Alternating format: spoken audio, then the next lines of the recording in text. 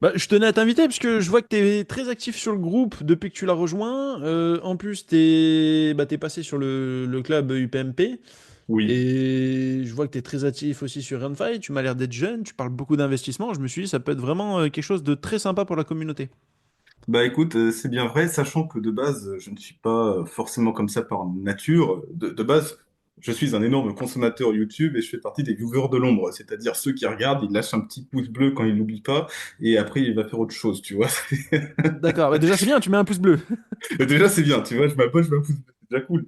Mais non, mais sinon, je laisse rarement des commentaires. Il y a que récemment, je dirais que ça fait un peu moins d'un an, où je m'expose un peu plus, on va dire, dans les commentaires, sur certaines vidéos ou certains posts, pas de partout et pas tout le temps.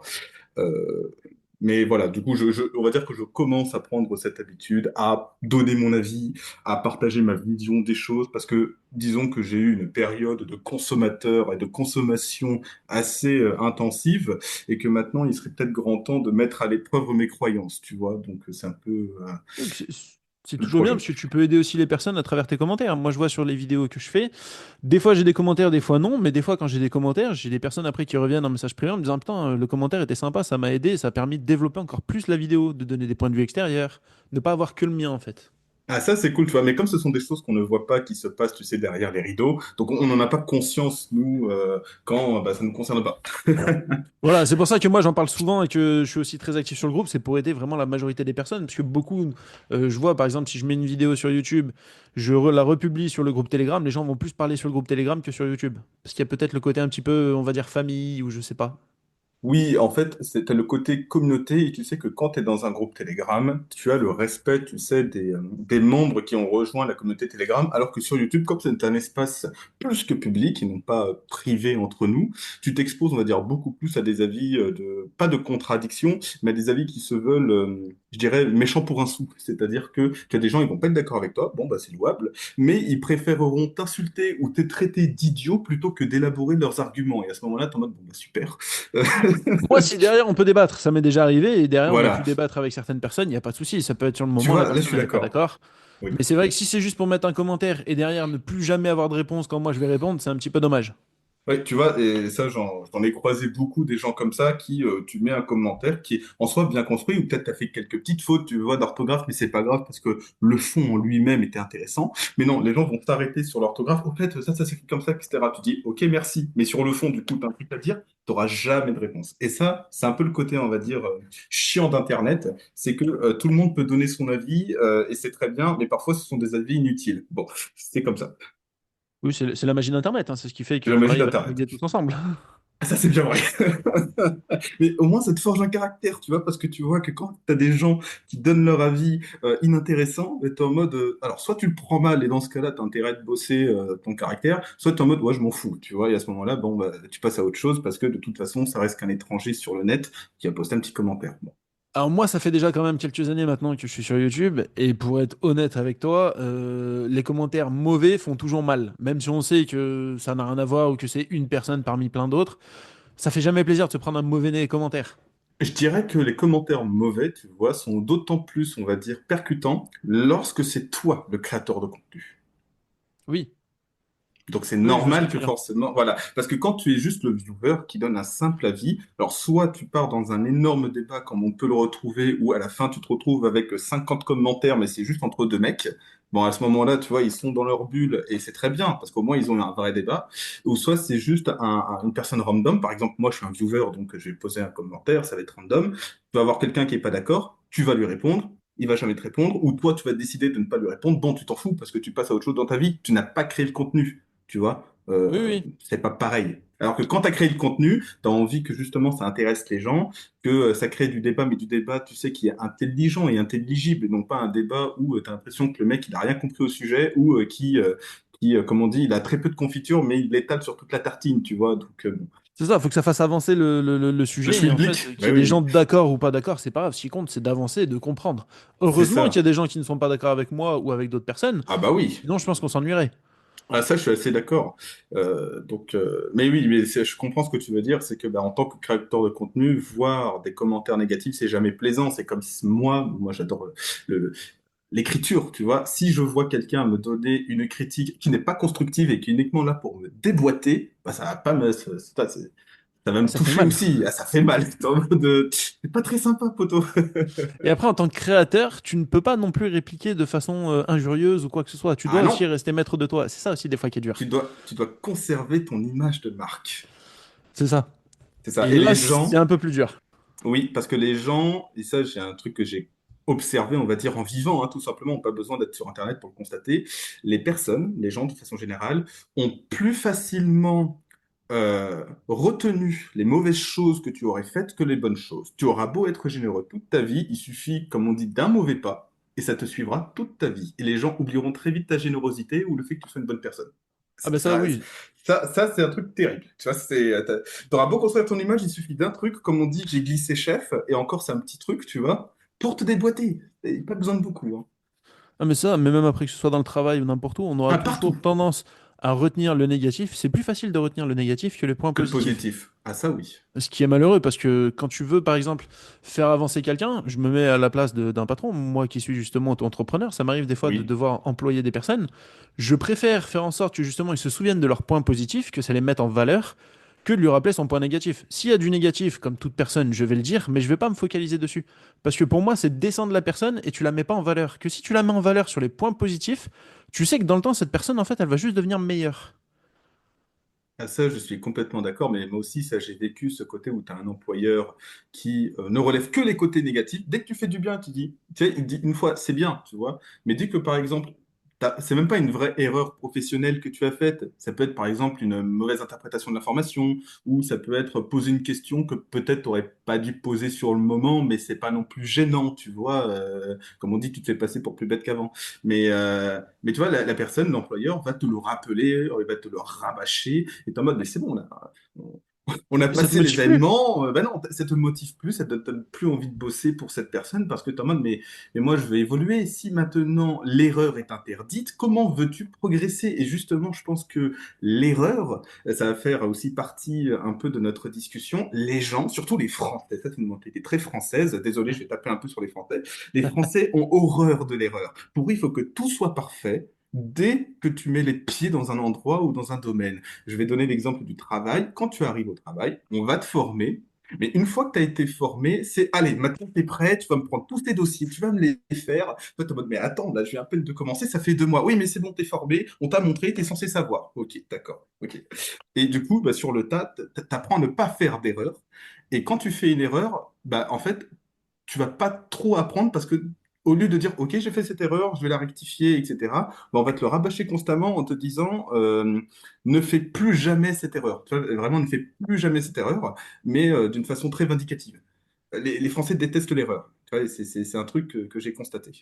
Et pourtant, quand tu regardes justement dans tout ce qui va être aux États-Unis, enfin tout ce qui est américain, eux parlent beaucoup de leurs erreurs et très peu de leurs Oui, succès, parce qu'en fait, leurs oh succès oui. viennent de leurs erreurs. Tu réussis parce que derrière, tu as essayé d'entreprendre des choses, et ces choses-là, bah, peut-être qu'au début, tu n'en réussis pas, c'est normal, mais au moins, tu essayes d'entreprendre. Quand tu fais des erreurs, le but, c'est de ne plus refaire les mêmes erreurs, mais on fera toujours des erreurs, parce qu'il y a toujours des erreurs différentes à faire. Mais ce qu'il faut, voilà, c'est quand on les fait, ne pas refaire les mêmes. Et c'est ce qui fait que derrière, on évolue. Ah, ça, je suis totalement d'accord avec toi. Et ça, c'est vraiment une mentalité à l'américaine, de l'entrepreneur aussi. D'entrepreneur. Enfin, de toute façon, les Américains ont une mentalité d'entrepreneur. Comme on dit, ce sont eux qui ont conquis l'Ouest, hein, l'Ouest américain, avec sa nature un peu violente parfois. Donc non, effectivement, les Américains ont beaucoup plus cette mentalité d'entrepreneur, de prise de risque. Nous, c'est vrai que les Français, on est beaucoup plus sur la précaution. Nous sommes un peu, tu sais, les fameux castors ou les fourmis, hein. Il y a des Français cigales et des Français fourmis. Il n'y a pas l'entre-deux investisseur qui sait très bien gérer. Ça va être aussi un sujet de discussion. Ça va être tout le côté éducation personnelle sur le côté financier, autonomie, ne pas dépendre de l'État, tout ça. Donc ça va être une discussion aussi qu'on aura Et l'occasion ça, c'est toujours de compliqué. parler. Ah ça oui, mais je pense que c'est intéressant quand même de le remettre sur la table parce que je pense qu'il est grand temps pour les Français d'ouvrir un peu les yeux en tant qu'individu et de ne pas tout le temps dépendre de la sécurité sociale. C'est mon avis, mais voilà, on aura l'occasion d'en Je parler un partage assez ton avis. Après, voilà, chacun peu. fait ce qu'il veut, mais bon. Chacun fait ce qu'il veut. Ce n'est pas, comme on dit, ce n'est pas une critique méchante, mais d'avis personnel, je suis pour que chacun prenne en charge ses propres finances et sa propre Oui, vie. ça veut pas C'est ne dire pas que dépendre. que plus tard tu n'auras pas de droit à la retraite ou quoi que ce soit. Bien Ça veut dire que sûr, tu te prémunis au cas où il venait y arriver quelque chose. c'est ça. Ou si le montant que l'État venait de verser était trop petit par rapport à ton train de vie, bah, ça fait que déjà aujourd'hui tu commences justement bah, à prévoir ta retraite, prévoir ton futur. Ce que les gens ne font Exactement. pas, ils vivent plus dans le passé que dans le futur. Exactement, surtout que en termes de retraite, bon bah ça va être l'occasion de me présenter, hein, Gibraltar ou Metal Power hein, pour, pour l'appellation, la nomination, mais sinon, donc j'ai 26 ans, effectivement, tu avais dit que j'étais plutôt jeune, donc j'ai 26 ans, ce n'est que récemment que j'ai commencé à m'intéresser, on va dire, à l'investissement de façon générale. J'aurai l'occasion de te développer aussi donc, mon parcours dans cette petite aventure que j'ai commencée. Et concernant la retraite, en tant que jeune de 26 ans, je me suis très vite rendu compte que je n'aurai jamais de retraite, tout simplement. Ou alors, pour bénéficier de la retraite, il faudra que j'attende mes 70, voire 75 ans, parce que l'État D'ici fonctionne là. sur... Ah oui, mais d'ici là, tu vois, peut-être ce sera 80, ou peut-être que bah, il y aura juste plus du tout de retraite, entre guillemets, de façon publique, et ce sera du coup de la capitalisation, si les gens, bien sûr, mettent ça sur la table. Mais tu vois, on ne sait pas. D'ici là, dans 40 ans, je ne serai pas où je serai. Bon, ce n'est que de la spéculation. Mais du coup, je me rends compte que malgré tout, si on continue dans le chemin dans lequel nous nous dirigeons, je n'aurai pas de retraite. Et bah, il est temps pour moi aussi de prendre en main mes finances, de prendre en main mon futur, ma sécurité. Et c'est pour ça que je me suis lancé, et notamment aussi tout le côté professionnel, car mon domaine à moi, à la base, ce n'est pas la finance, ce n'est pas le commerce, c'est la biologie médicale. À la D'accord. base, je suis du coup technicien de laboratoire, mais je me suis réorienté un petit peu plutôt, enfin plus pas réorienté, spécialisé dans la recherche biomédicale. Donc mon domaine, c'est plutôt la cancérologie en ce moment. C'est là où je me suis un peu plus spécialisé à travers le travail. Donc mon domaine, c'est la recherche, les laboratoires de recherche. On peut citer notamment Institut Curie, Institut Pasteur, Institut Gustave Roussy pour donner des exemples d'instituts qui font de la recherche. INSERM, CNRS, voilà, donc ce genre de structure, ça c'est mon domaine. Euh, et, euh, et en fait, si tu veux, j'ai pris un sacré coup au moral suite au fameux événement de 2019-2020 qui était le Covid, avec les obligations, etc. Et c'est là où je me suis rendu compte, mais attends, si tu es sensible aux obligations, euh, si demain tu refuses une obligation, parce que tu restes en soi un homme libre, mais il faut en assumer les conséquences. Les conséquences étaient quoi? Ne plus pouvoir travailler, se retrouver alloué à la maison, ne pas recevoir de salaire, ce genre de choses. Et donc je me suis dit, je suis très sensible aux décisions, on va dire, politiques en matière de santé, en matière, on va dire, de fonctionnement, parce que le fonctionnement qu'établit l'espace public euh, parfois peut être très dur, tout simplement. Euh, je me suis rendu compte à ce moment-là que il faut absolument que je me prémunisse, que je commence à construire un portefeuille pour me protéger, en fait.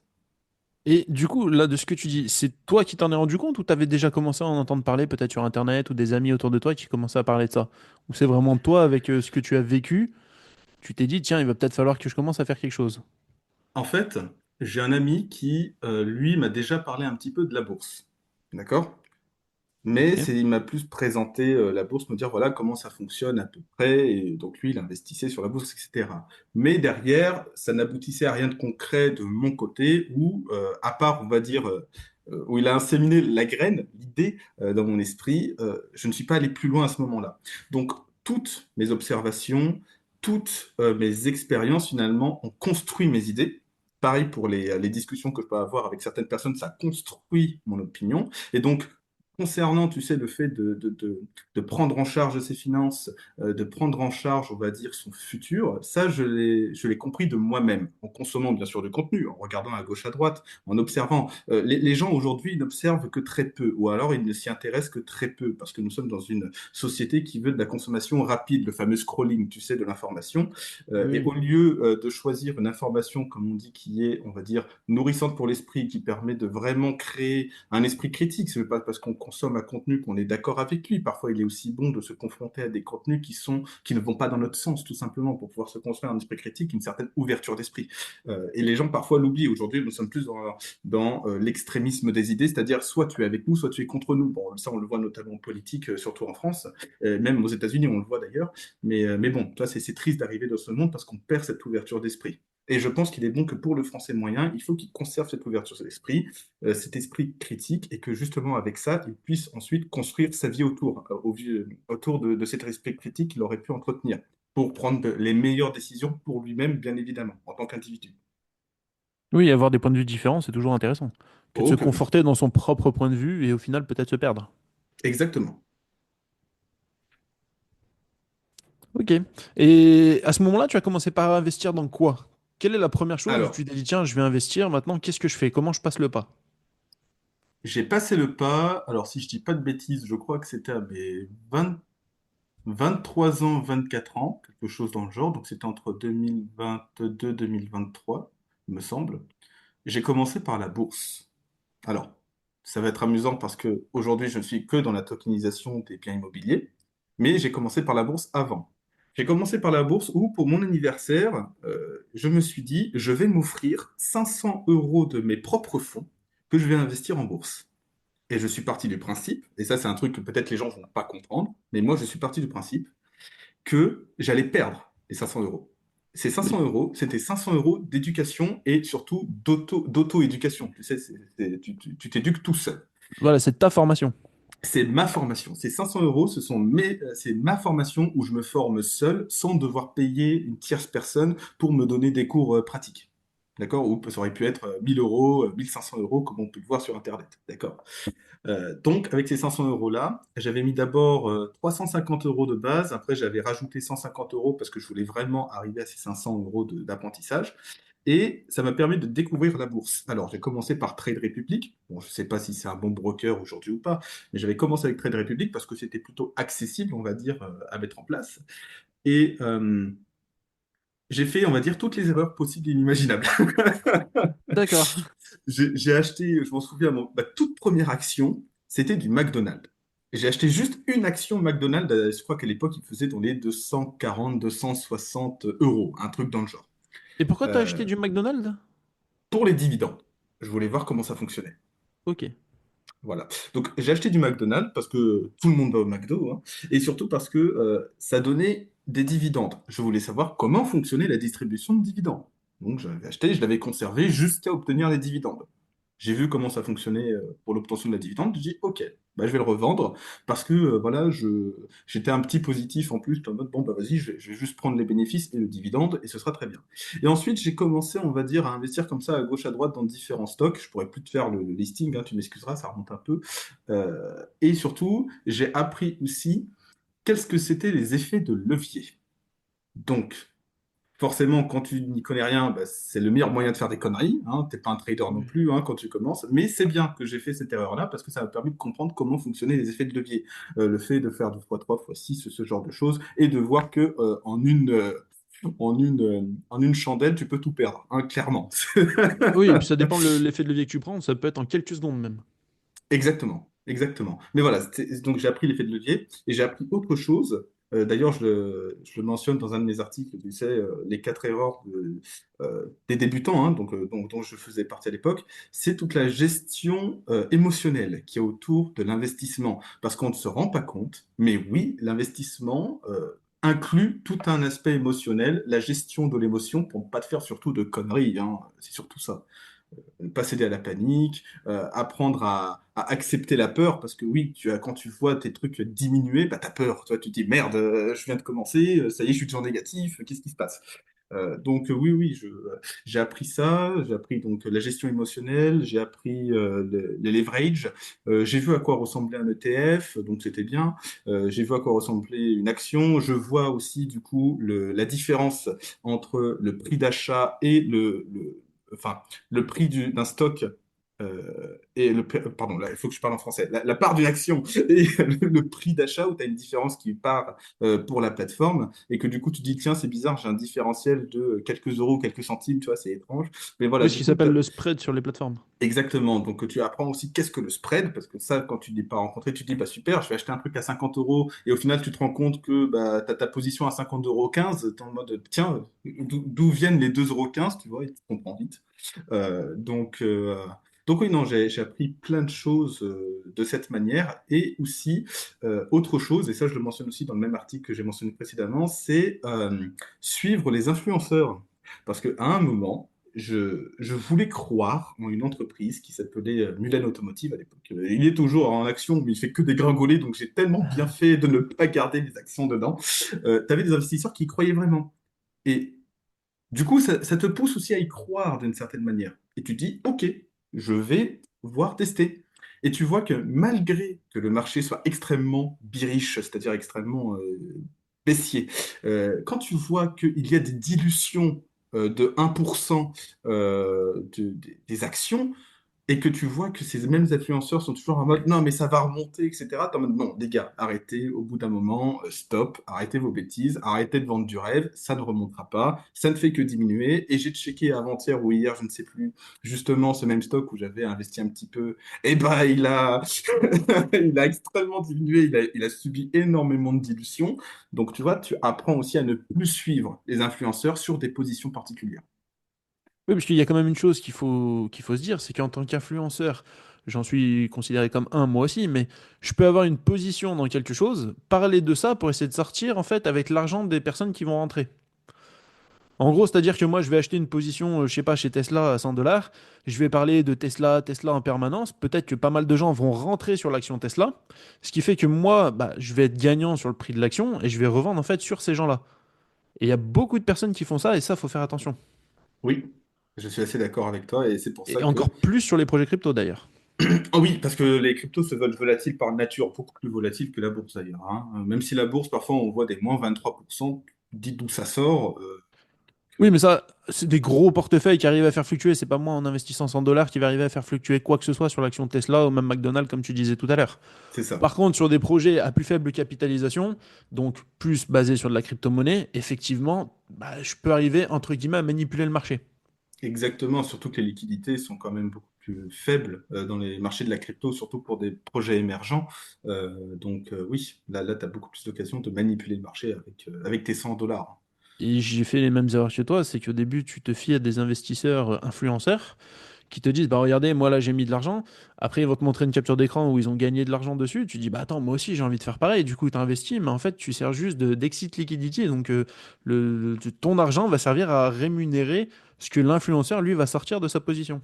Exactement. Et c'est pour ça que maintenant, il est important aussi de ne pas faire confiance aux vendeurs de rêves. Et c'est pour ça que tout ce qu'on dit, il est important de dire aussi que ce ne sont pas des conseils financiers ou autres, parce que bah, tu as des personnes qui suivent aveuglément les positions d'une personne, ils perdent tout, et après ils disent, ouais, tu m'as dit de mettre à cette position, etc. Mais tu es responsable de tes propres fonds. Tu vois, moi, par exemple, j'avais perdu sur Mylène Automotive. Je ne suis pas reparti voir la personne en disant, ouais, t'as dit de placer, j'ai perdu tout, etc. Non, je lui ai dit, alors je vois où est-ce que tu veux en venir, mais au final, moi, je considère que Mylène Automotive ne fait que baisser. Je trouve que c'est une erreur de continuer à investir dedans. Donc, moi, personnellement, je sors de ma position. Tu vois, parce que je suis conscient que oui, il m'a dit d'investir dedans, mais je suis aussi conscient qu'à la fin, c'est moi qui ai signé le contrat. Tu vois, c'est mon argent. J'ai décidé de placer mon argent à tel endroit. Donc, il y a aussi une part de responsabilité à prendre. Et les gens, parfois, l'oublient. Oui, puis c'est tes fonds. Lui, peut-être, peut se permettre de perdre 10 000 euros. Toi, tu peux peut-être pas. Il y a ça C'est aussi qu'il faut ça. prendre en compte. On n'a pas Exactement. tous Toi, les mêmes portefeuilles. c'est ça. Toi, peut-être que tu ne peux pas te permettre de perdre 500 euros sur un placement. D'autres, ils s'en foutent. C'est comme on dit, c'est une goutte d'eau dans leur océan. Tu vois. Voilà, moi je vois par exemple à titre personnel, entre quand j'ai commencé et aujourd'hui, la valeur de mon portefeuille n'est plus du tout la même. À l'époque, je mettais peut-être sur des nouveaux projets des 10 voire 50 euros pour essayer quand j'étais pas sûr. Aujourd'hui, je sais que voilà, je peux mettre 500, 1000 euros dans un projet que je ne connais pas. Si je perds, bah ça revient comme à l'époque en fait. Ça me fait pas grand-chose. On va pas dire ça fait rien parce que c'est toujours une perte d'argent, mais c'est un coup de poker et ça me fait moins mal que si j'avais pas beaucoup d'argent ou un petit portefeuille. C'est ça, et puis surtout, des portefeuilles, je dirais, un peu comme le tien, sont souvent assez diversifiés. Donc, c'est-à-dire, même si tu as une position qui baisse, tu as les autres qui permettent de maintenir la structure. Donc, au final, ta baisse, tu la ressens pas trop, tu vois. Oui, voilà, bah, c'est le principe en fait de diversifier un maximum ses investissements, sans trop Exactement. non plus être diversifié, puisque à trop se diversifier, on n'a plus de grossissement de portefeuille. Bah, ça, on en discutait justement, tu sais, dans le groupe privé Telegram du Club UPMP. Effectivement. D'ailleurs, j'invite les gens, s'ils m'écoutent, à venir nous rejoindre sur le club parce qu'on a vraiment parfois des discussions très intéressantes et très bien argumentées. Je crois que ça coûte dans les 5,50 € un truc dans le genre. Donc, plutôt que de vous acheter un mauvais kebab, bah, achetez-vous des bonnes informations pour l'esprit, je dis ça comme ça. Non, plus C'est très sérieusement. gentil à toi. Non, mais alors, je rappelle, il ne m'a pas payé. Je dis ça de façon très sincère. Voilà, je ne suis pas payé à la fin de cette discussion. Bon, non, Non, non, mais toi-même, tu es dans le groupe et toi-même, tu as pu c'est voir un petit ça. peu les discussions qu'il y avait. Tu es d'ailleurs sur les deux groupes, sur le groupe gratuit et sur le club UPMP, et tu Exactement. as vu Ouais. la différence des deux. J'ai vu la différence des deux, et puis surtout, ce qui est bien, c'est que justement, quand tu accèdes au club du PMP, bah, tu accèdes aussi à des personnes qui ont des fonds beaucoup plus élevés, des capitaux beaucoup plus élevés que toi. Et donc, ça te permet de voir quelles sont leurs prises de risque, comment est-ce qu'ils se placent sur le marché. Ah bah tiens, pourquoi est-ce que, par exemple, il s'est rétracté sur une position, hein, je pense notamment à Phoenix, qui nous avait partagé quelques Position de ce infos. matin? Par exemple. Mais c'est pour ça qu'hier, j'étais assez surpris quand on avait annoncé, tu sais, pour la position, euh, et que bah, j'ai eu une réaction un peu naturelle de dire, c'est risqué quand même. Oui, après, c'est pareil, on a tous, comment dire, une aversion au risque différente et comme je disais tout à l'heure, un portefeuille différent. Exactement, exactement. Mais c'est intéressant parce que tu te dis, aujourd'hui, je n'ai pas ce portefeuille-là, mais qui dit que dans 10 ans, 15 ans ou autre, voire avant, hein, si tu arrives à faire de super performances, tu n'arriveras pas à sa position à lui. Donc ça te permettrait aussi d'éviter les mêmes erreurs ou de faire les mêmes coups de poker, tu vois. Ça donne des idées. Exactement. Bon, désolé, je parle beaucoup, je sais pas où je vais, mais Non, non, non, mais moi, il y a pas de souci, hein, justement, exprime-toi, c'est le but justement de ce podcast, c'est de discuter, de savoir un petit peu bah, les points de vue de chacun, ce qui est intéressant. Et actuellement, justement, de ton parcours, je trouve que c'est plutôt intéressant parce que c'est le parcours que beaucoup de personnes, pour moi, ont sur le début. Après, malheureusement, bah, quand ils vivent un échec ou deux, ils arrêtent parce qu'ils se disent, ça y est, j'ai perdu une petite somme d'argent ou plus ou moins grosse en fonction des personnes. Mais ils se disent, bah, l'investissement, c'est pas fait pour moi. Et je m'aperçois que ceux qui résistent et qui continuent et qui gardent la tête froide sont généralement ceux qui réussissent et qui se retrouvent du jour au lendemain avec un très gros portefeuille. exactement. Bah justement, pour revenir à mon parcours, bah, suite aux 500 euros que j'ai dépensés pour mon apprentissage en autonomie, euh, j'ai arrêté d'investir sur la bourse parce que je me suis rendu compte à titre personnel que ce produit n'était pas encore fait pour moi, que je n'étais pas encore assez mature et que j'étais émotionnellement pas prêt. Clairement, je n'étais pas encore prêt, tu vois, à assumer la bourse.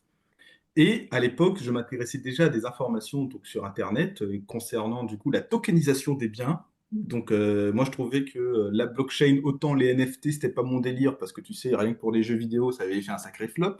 Et même moi, j'y croyais pas à ce délire de NFT. Par contre, la technologie blockchain qui avait derrière le système NFT, je la trouvais hyper intéressante, surtout que j'avais mon ami qui me parlait de la bourse à l'époque, qui lui aussi est dans le monde on va dire de l'informatique, des développeurs et de tout ça qui m'en parlait de la blockchain. Et moi, je trouvais ça mais super intéressant comme sujet. Et donc, j'y croyais au fait d'avoir justement des contrats nominatifs sur des parts d'un bien dont l'accès est, on va dire, beaucoup moins cher qu'une SCPI classique ou qu'un autre produit où il faut mettre directement un billet de 300, un billet de 500, un billet de 1000, voire 2000, ça dépend après des produits. Donc je trouvais ça super intéressant parce que ça permettait d'avoir accès à des produits auxquels tu n'aurais pas accès d'habitude. Je pense à l'immobilier notamment. On peut mentionner Realty que tu as beaucoup partagé sur ta chaîne et que de nombreuses personnes aujourd'hui se rendent compte bah, que Realty existe et que bah, c'est une super plateforme pour pouvoir investir dans l'immobilier. Parce que tu as, Et, t'as des tickets d'entrée à 50 dollars. Mais tout le monde, dans le mois, peut juste sortir 50 dollars. Enfin, tout le monde, façon de parler, mais la plupart peuvent sortir juste un billet de 50, acheter une petite part d'immobilier et laisser fructifier, tu vois. Et il y a quand même quelque chose à se dire, c'est qu'au final, c'est sur la blockchain, donc c'est ultra transparent. Tu sais où est ton Exactement. bien, tu sais ce qui se passe, tu sais réellement où est ta part. Il y a le côté aussi liquidité, où sur Realty, si demain j'ai envie de vendre l'intégralité de mes positions, je suis sûr qu'en moins d'une semaine, je vide mon portefeuille, ce qui n'est pas faisable aujourd'hui avec de l'immobilier physique. Totalement. Et surtout qu'avec le principe de la blockchain et le fait de créer, entre guillemets, une entreprise pour chaque bien, bah, le bien est séparé de la maison mère. C'est-à-dire que même si l'entreprise tombe parce qu'elle fait faillite financièrement, qu'il y a des problèmes, ou que sais-je encore, on ne le souhaite pas, bien évidemment, mais ça peut arriver, ce sont des risques dans les entreprises, et bah, tu conserves malgré tout juridiquement ta part du bien parce que c'est séparé de la maison mère. Donc de ce côté-là, moi je trouve ça aussi super parce que tu as une certaine forme de protection un peu juridique derrière. Oui, et puis tu signes un contrat à l'achat qui te stipule que tu détiens bien la propriété à travers une Exactement, société, mais cette société détient que le bien immobilier en question. exactement. Et moi, je trouve ça super. Donc Donc, même s'il venait d'ailleurs y avoir un souci, tu parlais de la plateforme Realty, mais imaginons qu'il y ait un souci sur une autre propriété, tu as oui, que cette propriété qui est impactée, pas toutes les autres, contrairement à une exactement. SCPI ou quelque chose où en fait tu as tout qui est dans le même sac. Où Oui, là c'est c'est ça, en vraiment fait. différent. C'est ça, c'est que la SCPI, la différence de la CPI, c'est que c'est comme si tu avais un fonds d'investissement. Voilà, et eux, ils ont tout un portefeuille immobilier, mais tu ne possèdes pas l'immobilier en lui-même ou tu ne possèdes pas la propriété, comme on le disait précédemment. Donc, effectivement, c'est ça l'intérêt de Realty aussi, c'est d'être propriétaire de parts de biens, quoi. Et ça, je trouve ça vraiment super comme initiative. Et du coup, toi tu es... Alors, donc tu investis aujourd'hui sur Realty, est-ce qu'il y a d'autres plateformes sur lesquelles tu es investisseur? Equito, et sincèrement, c'est la plateforme sur laquelle j'investis le plus. Donc celle-là, c'est une plateforme espagnole, d'accord, pour les biens immobiliers en Espagne. Donc même principe que Realty, mais pas le même pays, tout simplement. Et en plus, on reste en Europe cette fois-ci. Pourquoi Equito plutôt que Realty? Bah, tout simplement parce que bah, à l'époque, quand j'ai voulu investir sur Realty, j'ai rencontré pas mal de soucis pour faire les paiements. Parce que il y avait des problèmes de connexion entre mon wallet, avec, tu sais, le request finance, là, ce genre de choses. Donc, j'avais beaucoup de problèmes à l'époque. Ça ne me facilitait pas l'investissement, ça m'embêtait plus qu'autre chose. Alors qu'Equito, c'était beaucoup plus simple parce que ça passait directement par la plateforme et c'est la plateforme qui gère tout. Donc, je suis passé par eux avant et aujourd'hui, mon plus gros portefeuille, c'est par eux. D'accord. Voilà. Donc, c'était vraiment pour une condition pratique. Et puis, j'aime bien l'Espagne. Je trouve qu'il y a du potentiel. Actuellement, sur le niveau économique, bah, elle fait mieux que la France. C'est étonnant. Oui, ça, c'est pas compliqué, j'ai l'impression. Ouais, bah, aujourd'hui, non. Malheureux, mais... Quand tu es derrière la Roumanie, ça fait du mal, hein. Et quand tu vois aussi, j'avais bien noté la news que j'avais montré que que les États-Unis conseillent aux Américains de préférer El Salvador à la France pour faire leur voyage. Ah putain, ça fait mal. Ouais, mais alors pour avoir regardé une vidéo du Salvador, il n'y a pas à dire, c'est devenu carré de chez carré. Ah bah, Nayib Bukele, le président du Salvador, il fait vraiment pas rigoler. Les prisons qu'il a construites et comme il a mis les gens en détention, ça donne pas envie de faire une bêtise dans le pays, hein. ah, ça, c'est sûr, mais au moins c'est efficace parce que les gens honnêtes, c'est-à-dire les gens comme toi et moi et aussi de nombreux habitants, notamment du Salvador, les gens honnêtes peuvent vivre, tu vois, ils vivent, ils peuvent sortir sans craindre à leur vie et ils peuvent commencer à investir, commencer à développer leur économie. Enfin, moi, je trouve ça super. Surtout que Nayib Bukele, tu vois, c'est, je pense, l'un des présidents mais les plus bullish concernant la crypto. On le voit, il n'arrête pas d'acheter du Bitcoin malgré les ordres du FMI ou de la Fed, je sais plus, mais ouais. Ça, Ah bah, c'est un président enfin, comme on n'a jamais vu en fait. C'est c'est vraiment quelqu'un ça. de différent. C'est ça, et puis surtout, bah, tu le vois, il est très le Salvador avant tout, tu vois. Donc moi, je trouve respect à Nayib Bukele. Ah, là-dessus, je suis d'accord. Lui et autre président, président de l'Argentine, Javier Milei. Ah, Milei, oui. Alors, Milei, moi, c'est un peu plus, on va dire, c'est un peu plus mi-figue, mi-raisin, c'est-à-dire que le côté tronçonneuse où tu découpes l'État en deux, voire en trois, pour le dégraisser le mammouth, moi, je suis pour. Par contre, faire des conneries avec des produits financiers que tu ne contrôles pas ou que tu ne Non, comprends pas, ça, c'est la pire connerie que tu puisses faire de ta vie. Donc, ça, c'est je pour pense ça que qu'il je a te fait dis, une je grosse suis mi-figue. erreur. Ah oui, mais tu vois, cette grosse erreur, et on va en parler, parce qu'on a un sujet qui est Renfi, notamment, on reviendra après. Cette grosse erreur, si tu veux, elle fait du mal à toute une blockchain, tu vois. Donc, c'est terrible.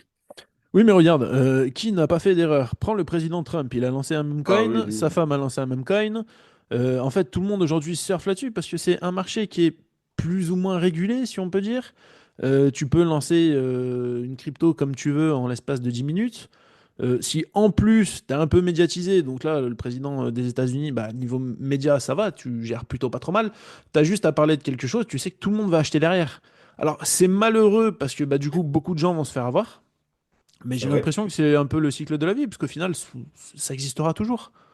Ah, mais je suis d'accord avec toi. Ce qui est malheureux, c'est plutôt que ça fasse du mal à une blockchain en particulier. Et cette blockchain en particulier, bah, c'est Solana.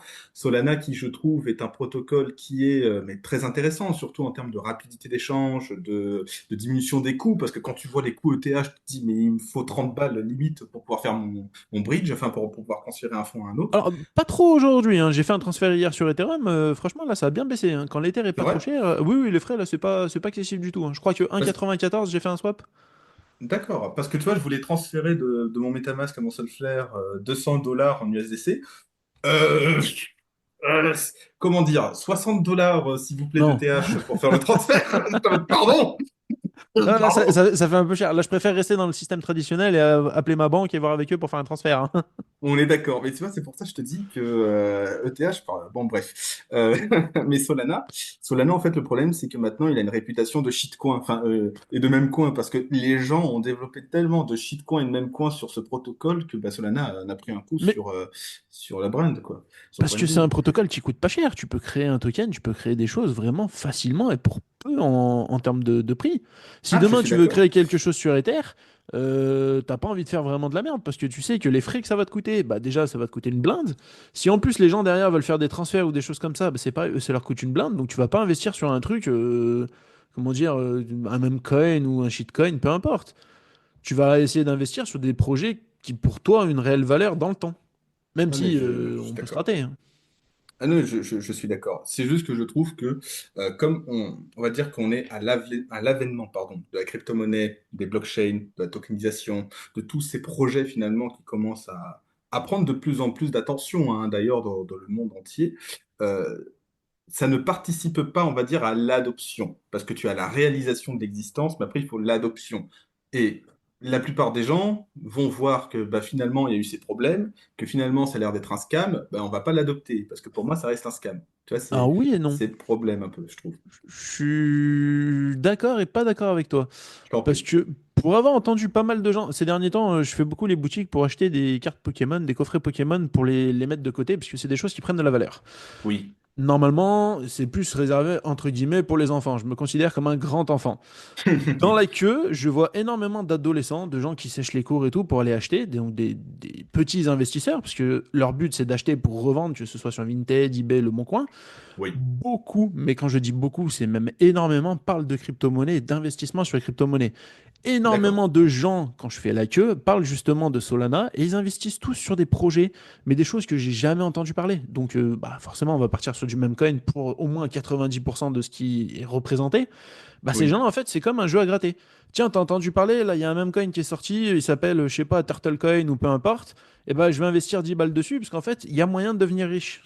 Et les gens, c'est ce qu'ils retiennent. Donc, Oui. ils mettent un premier pas pardon, dans la blockchain, grâce à l'écosystème Solana, pour moi, de ce que j'entends et de ce que je vois. Derrière, bon, bah, avec un peu de chance, ils se font scam. Au pire, ils se font scam 10 balles, donc c'est pas non plus la fin. Et après, Ouais. tu commences à réfléchir et enfin, tous les OG, donc tous les vieux qui sont déjà dans la crypto depuis un moment, bah, vont commencer à parler plus Bitcoin pour la majorité. Et là, si tu Oui. commences à mettre un billet, une fois que tu es sorti de Solana, tu rentres après sur Bitcoin, tu mets un billet et tu t'aperçois qu'en fait, c'est quelque chose de legit et c'est quelque chose qui marche dans le temps. Et pour Oui. moi, je trouve que justement, le fait qu'il y ait beaucoup de meme coins et qu'il y ait toute cette hype sur un peu tous ces scams, toutes ces choses comme ça, fait que de plus en plus de gens rentrent dans la blockchain. Certains ressortent parce que du coup ils ont perdu de l'argent et bon, ils ont plus envie d'en entendre parler, mais d'autres vont plus loin et se lancent après sur des vrais projets. Et je pense que pour moi c'est bénéfique.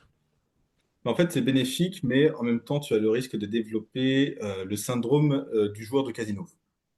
Ah oui, mais beaucoup c'est ça, hein. Aujourd'hui, les jeunes d'aujourd'hui, du moins, c'est beaucoup ça. Enfin, moi, c'est ce que j'entends un maximum quand je fais les queues des magasins ou c'est ça, c'est ah, t'as entendu, là, il y a un nouveau projet qui s'est lancé. Putain, j'ai regardé un mec sur YouTube, il en a parlé. Il y a 400, 500, 600% à faire dessus. Il a déjà pris 300%. Viens, on met 10 balles chacun, on voit ce que ça donne. C'est ce que j'entends majoritairement. Et c'est Ouais, des enfants, je considère comme enfants, parce qu'ils ont des sacs à dos, donc ils sont encore à l'école. Pour moi, quand t'es à l'école, t'es oui. encore un enfant. Puis acheter des cartes Euh, Pokémon. voilà, et c'est des enfants qui ont quand même un bon projet. Bon ou mauvais, après ça dépend des passionnés de Pokémon ou pas, mais ce que je veux dire, c'est que leur but c'est de gagner de l'argent, mais il y a quand Ouais. même ce côté casino, où c'est plus vraiment les paris sportifs, les choses qu'on peut voir PMU ou comment ça s'appelle, les jeux Oui. grattés, mais maintenant c'est plus autour de la blockchain, parce que bah, avec ton téléphone, une carte bleue, c'est très facile. Ouais, ça, je suis assez d'accord. C'est la facilité d'accès à l'investissement. Ça, par contre, c'est magnifique. On vit dans une magnifique époque pour investir, hein. Clairement, faut se le dire. Mais par contre, très dangereuse, effectivement, si tu as une certaine addiction au casino, comme tu dis, ou une addiction de jeu d'argent, en fait, parce que tu peux jouer de l'argent en permanence. Sans Ou parler d'effet de une, levier. ou une incompréhension aussi de la finance de façon générale, parce que tu peux juste, comme on dit, entendre l'information que, ah bah super, il y a une crypto qui est en train de monter, il faut investir dessus, vite, je veux devenir riche rapidement. Ok, super. Mais est-ce que tes fondamentaux en termes d'investissement se sont renforcés pour autant. Non, parce que la seule chose que tu as gardé en tête, c'est il y a une opportunité, je vais investir dessus, ça va faire fois 1000, et let's go, je suis richou. Et en fait, non, tu te fais scam. Mais est-ce que tes fondements d'investissement long terme pour construire un véritable portefeuille qui soit solide dans le temps, qui te puisse t'apporter une vraie plus-value pour te faciliter la vie plus tard, parce que l'argent que tu investis aujourd'hui, bah, c'est l'argent plus tard qui te sera rendu d'une certaine manière. Est-ce que tu as compris du coup ces principes ou est-ce que tu vas rester sur le casino? Tu vois, Bah, tu rentres par le casino, et après, soit tu restes dans le casino, soit tu en ressors, soit tu comprends qu'il y a moyen de te créer un portefeuille et quelque chose dans le temps qui te rapportera de l'argent et qui potentiellement t'aidera à devenir libre. ouais. Il y a trois cas de figure. Après, ça dépend des personnes. Oui, après, C'est c'est l'appréciation de chacun. c'est pareil, si à 18 ans, tu rentres dans un projet, tu mets tes 500 premiers euros de ton anniversaire, ou je sais pas, tu as fait ton premier job, tu as fait les vendanges, ou tu sais, quelque chose de bien compliqué, tu as gagné 500 balles, tu les mets dans un projet, tu te fais scam au bout de 2 jours, je suis pas sûr que tu as envie de réinvestir de si tôt dans n'importe quoi, que ce soit la bourse ou autre chose. Ton On est premier d'accord. investissement va créer pour moi ton état d'esprit sur la suite. Je suis assez d'accord. Ça crée on va dire, ta première relation avec le monde de l'investissement et avec l'argent. C'est ça. Donc si ça se passe bien, tu auras tendance à vouloir continuer. Si dès le début ça se passe mal, voire même très mal, tu vas mettre une croix dessus. Exactement. Et après, on arrive sur des personnes qui sont en détestation comme on dit, des personnes qui reçoivent des dividendes. Oh, c'est le mal, tu vois. Parce qu'ils n'ont pas compris, en fait, le fond de l'investissement, ils n'ont pas compris que vraiment, c'est un réel bénéfice pour nous en tant qu'individus de pouvoir investir. Et après, je pense que ça, c'est encore même d'autres personnes. C'est des personnes qui ne comprennent même pas l'investissement et qui ont une image et qui n'ont même pas essayé d'investir. Je pense que Ça, c'est c'est même vrai. encore pire. Ça, c'est bien vrai, ça. Il y en a beaucoup, des gens comme ça. De se donner une image, moi je vois avec mes parents au tout début, c'était oui, mais non, là tu me parles de quelque chose, enfin c'est incompréhensible, c'est réservé aux riches, c'est réservé à l'élite. Bah en fait, non, c'est réservé à personne, c'est juste si t'as envie de t'éduquer, bah ça t'est réservé à toi aussi, comme tout. En fait, je pense que la plupart des gens ont surtout une aversion au risque. Et moi, je l'ai vécu aussi par mes parents. C'est-à-dire que quand j'ai commencé à leur parler d'investissement, si tu veux, il y a eu quand même pas mal de réserves. Et les premières choses qui ont été dites, c'était mon fils, fais attention avec ton argent. Mon fils, ne te lance pas dans des trucs, tu vois, qui sont un peu Qui peuvent être grandiloquentes. dangereux. Voilà, même dangereux. Bon, d'un côté, je comprends mes parents, ils veulent que mon bien, c'est normal, mais il y a aussi une aversion au risque qui se fait ressentir de façon générale dans les familles, surtout pour les anciennes générations qui ne se sont pas forcément lancées dans la bourse, parce que pour les anciennes générations, j'ai l'impression que c'est surtout la bourse, on va dire, le premier produit vers lequel ils se dirigent. Et je ne parle pas des produits, bien sûr, publics français, du style assurance vie, PEA et tout ça. Je parle vraiment de la bourse en compte titre, des Giro ou autres. Bizarrement, les anciens, niveau assurance vie, ils ont tous une assurance vie. Ils croient tous dans Ça, c'est bien l'assurance vie. vrai. Oui, et Et dépendre c'est quelque des chose que tu gères obligations pas. d'État, fou là là. Oui, et c'est quelque chose que tu ne gères pas, qui a des C'est frais, parce que ça. du coup, généralement, ton banquier te prend des frais sur la gestion, alors que tu pourrais, au final, te créer toi-même ton assurance vie en investissant dans les mêmes choses. Et on revient à cette fameuse discussion de l'autonomie, l'indépendance par rapport à l'État et à la responsabilisation de ses propres finances. Malheureusement, beaucoup de gens se sentent dans l'obligation de se faire biberonner, si je peux me permettre. Oui, parce que d'un côté, tu évites un certain risque. Si tu prends C'est ça. la crypto-monnaie, tu vas faire un investissement et te faire un wallet. Sur ce wallet, tu as tes 12 ou 24 mots, ça va dépendre.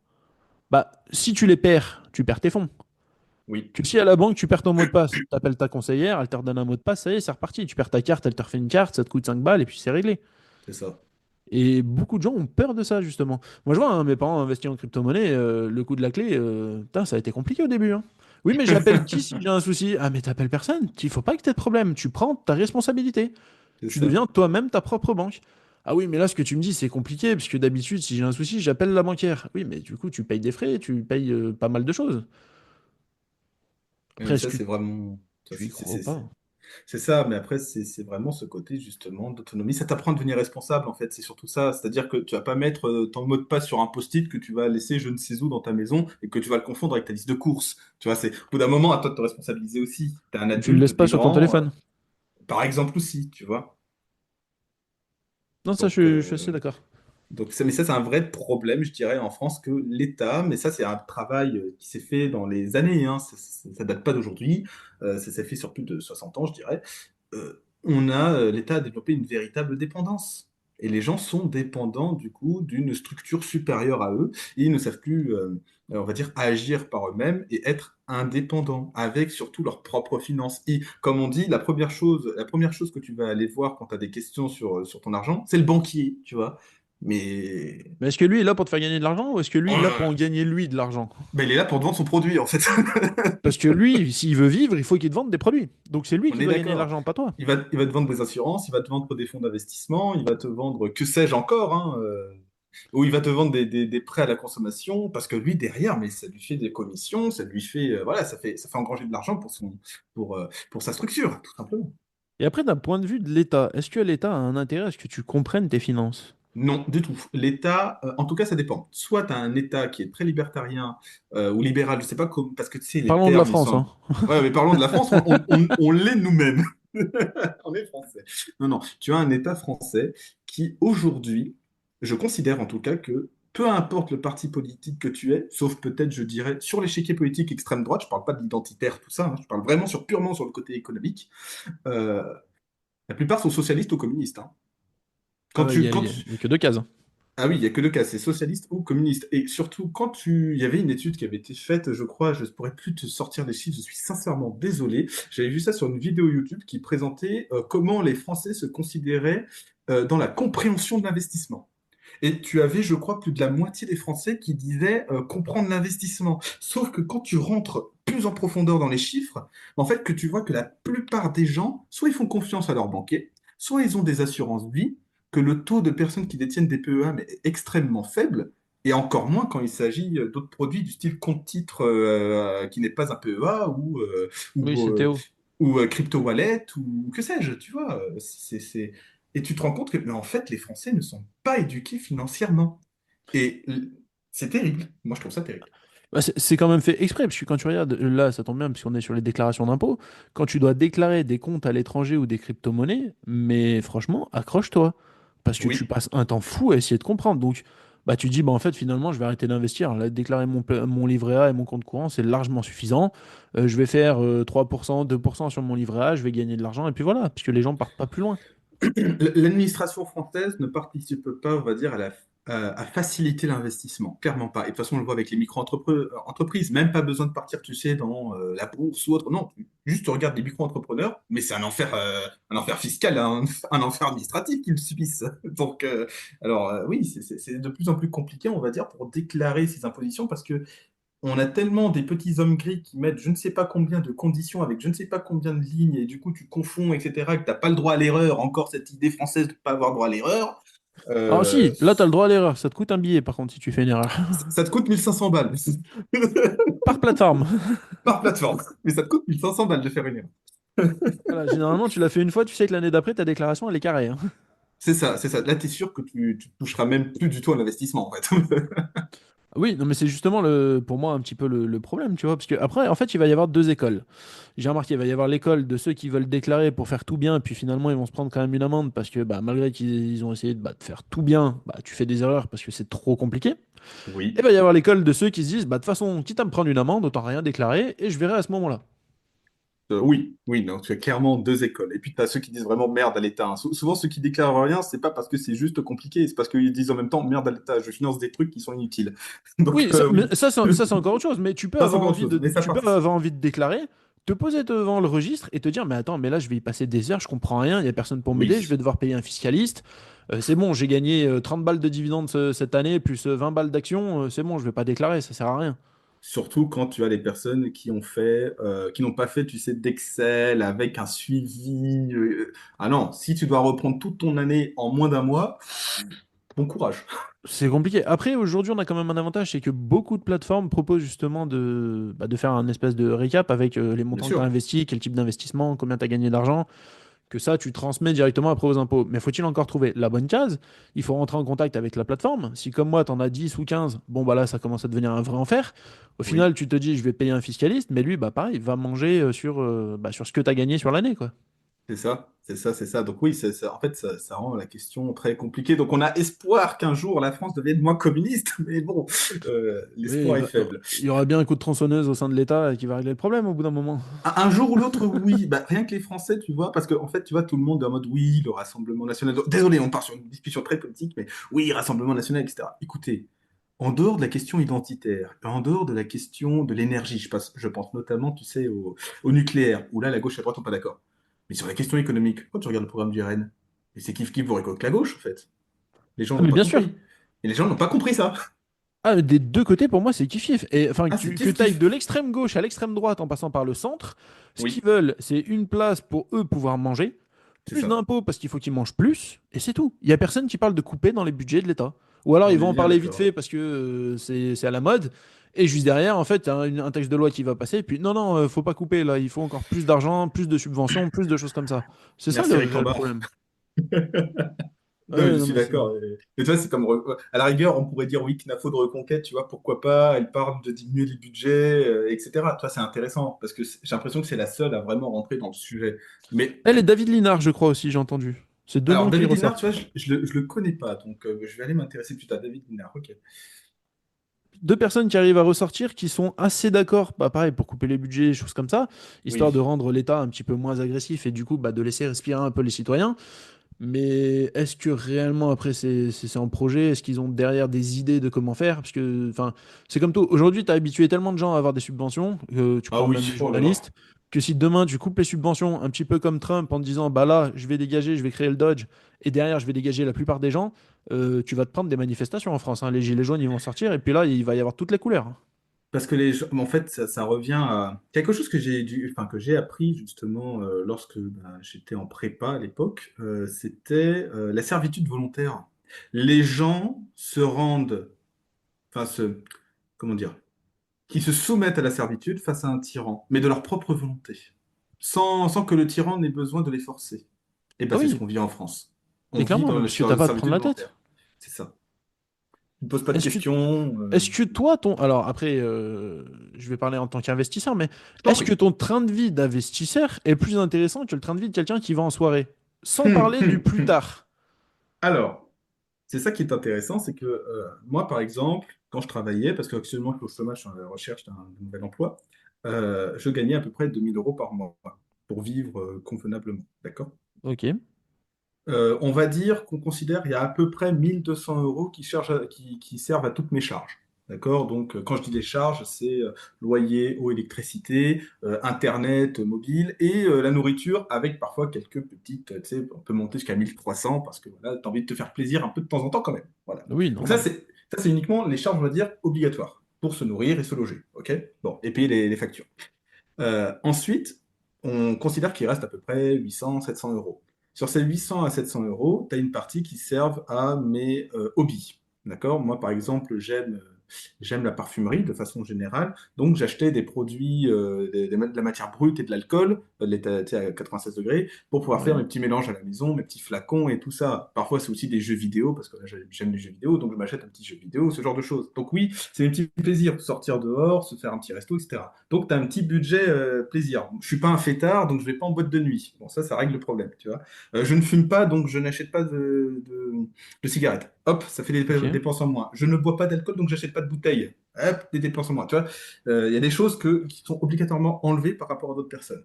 Avec le budget qui me reste, je le divise, on va dire, en fonction des mois, ça va dépendre des opportunités d'investissement, dans plusieurs catégories, en fait. Donc, je vais avoir le fonds de sécurité, donc l'épargne, hein, de façon générale. Je vais avoir l'investissement immobilier tokenisé, que je vais séparer ou non en fonction des plateformes. Parfois, je vais avoir aussi les petits investissements dits de plaisir, c'est-à-dire que, par exemple, il y a une plateforme qui s'appelle Split Invest, où tu sais, investis dans des objets de luxe et, dans la même Oui. manière, tokenisé. Bah, du coup, tu te mets un petit billet de 50 ou 100 € dans le mois maximum, tu sais, c'est juste pour le plaisir, parce que le truc, il va monter dans 5 6 ans et après, il va être revendu. Donc, on n'est plus sur une capitalisation, mais à moyen terme. Donc, voilà, toi, tu te fais un peu plaisir comme ça. Mais sinon, sur les investissements dits réguliers et sérieux, bah, je mets ça plutôt dans la tokenisation immobilière du style Realty, Equito. Et aujourd'hui, bon, bah, Renfi, c'est un peu secondaire aujourd'hui me concernant en tant qu'investisseur. Donc, voilà. D'accord. Et d'ailleurs, parlons un petit peu de ce projet qui est Renfi ou Renfi, comme ils disent, Oui. d'investissement immobilier. Comment t'en es arrivé justement sur ce projet? Toi. D'accord. La réponse aussi simple. Toi. Voilà. En fait, je suis tombé sur ta chaîne. Je pourrais plus te dire comment, tu m'excuseras. Je suis tombé sur ta chaîne, tu avais bien aimé ta vidéo. Donc, je m'étais abonné. Et un jour, tu avais posté une vidéo sur Renfi. Je suis en mode, tiens, super, c'est intéressant. Et comme c'est de l'immobilier, je souhaite m'exposer sur l'immobilier, mais en dehors, tu sais, de l'Espagne et de l'Amérique du Nord. Et c'est super, en fait, qu'ils fassent ça dans l'Amérique du Sud, Canada et en Asie. Tu vois, je Voilà, trouvais ça super. Thaïlande, Colombie et Thaïlande, Colombie, Canada. C'est ça, donc on a un à Vancouver, deux à Medellín et une autre propriété à Bali. Et en plus, ce qui est bien, c'est que c'est d'autres types d'investissements. Pourquoi? Parce que Equito, ce sont des biens immobiliers pour de la location, mais tu sais, dite multiple, c'est-à-dire que tu as plusieurs familles ou plusieurs groupes de personnes ou plusieurs individus qui vivent sous le même toit. Et du coup, on va arriver de plus en plus dans ce modèle d'ailleurs, hein, vu qu'il y a de moins en moins d'immobilier d'accessible, et donc tu as plus de gens qui vont vivre entre guillemets en communauté. D'accord? Donc, il y a ce système-là. Tu as Realty, où ce sont des familles entières ou des personnes, individus, mais qui, tu sais, ils vivent, on va dire, par groupes familiaux. Euh, dans les propriétés, tu n'as pas plusieurs familles dans un même bien, ou c'est rare, tu vois. Donc, tu as la propriété individuelle, la propriété plus communautaire, et maintenant, avec Renfi, tu t'exposes beaucoup plus à la propriété dite de touristes, de tourisme, pour le voyage, ce genre de choses, parce que eux, ils vont dépendre du coup du tourisme. Oui, on va Euh, plus ce- être sur du Airbnb. on va plus être sur du Airbnb, en tout cas dans ce style-là. Et du coup, tu t'exposes à différents types comment dire, d'investissements tout en restant dans l'immobilier et surtout, tu te diversifies en termes de portefeuille, mais aussi en termes de géolocalisation. Et moi, je trouve ça intéressant de se diversifier en termes immobiliers sur la géolocalisation. D'accord. Parce que moi, tu vois, c'était plus l'aspect justement de la plateforme et de ce qu'ils proposent. Le fait, en fait, d'être comme un fonds d'investissement immobilier, Mhm. actuellement avec 4 propriétés, mais quand on lit le wallpaper, on comprend que plus tard, il devrait y avoir plus de propriétés, plus de choses justement au sein de ce fonds, et de percevoir l'intégralité divisée par le nombre de personnes qui ont des tokens. 1000 tokens, Oui, du moins, au minimum. oui, au minimum, à détenir pendant 15 jours, avant bien sûr le 5 du mois. Si vous détenez pendant 15 jours, mais que c'est le 25 ou le 30, c'est mort pour vos gains. Alors d'ailleurs, dessus, j'ai une information. Ça tombe bien Ah, si tu veux qu'on en parle. Je me suis bien renseigné. Si tu n'as aucun token, donc il faut que ce soit 15 jours avant le début de réception des loyers que tu dois acheter 1000 tokens au minimum pour être éligible au loyer. oui. Si 1, 2, 3, 4, 5 jours, une semaine avant, si tu achètes des tokens et que tu n'en avais pas en portefeuille, tu n'es pas éligible.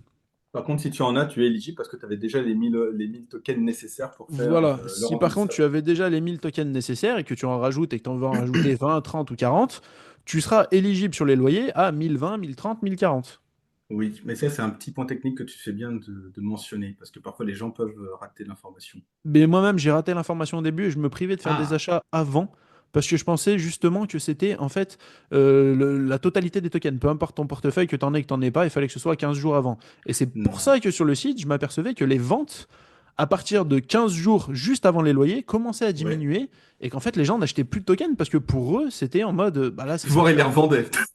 Voir, ils les revendaient parce qu'ils se disaient c'est bon, je suis éligible au loyer, donc je peux revendre C'est une ça. partie, j'encaisserai mes loyers que je revendrai aussi. C'est ça. D'ailleurs, au moment où on tourne cette vidéo, il y a Ça a monté. 297 holders du projet.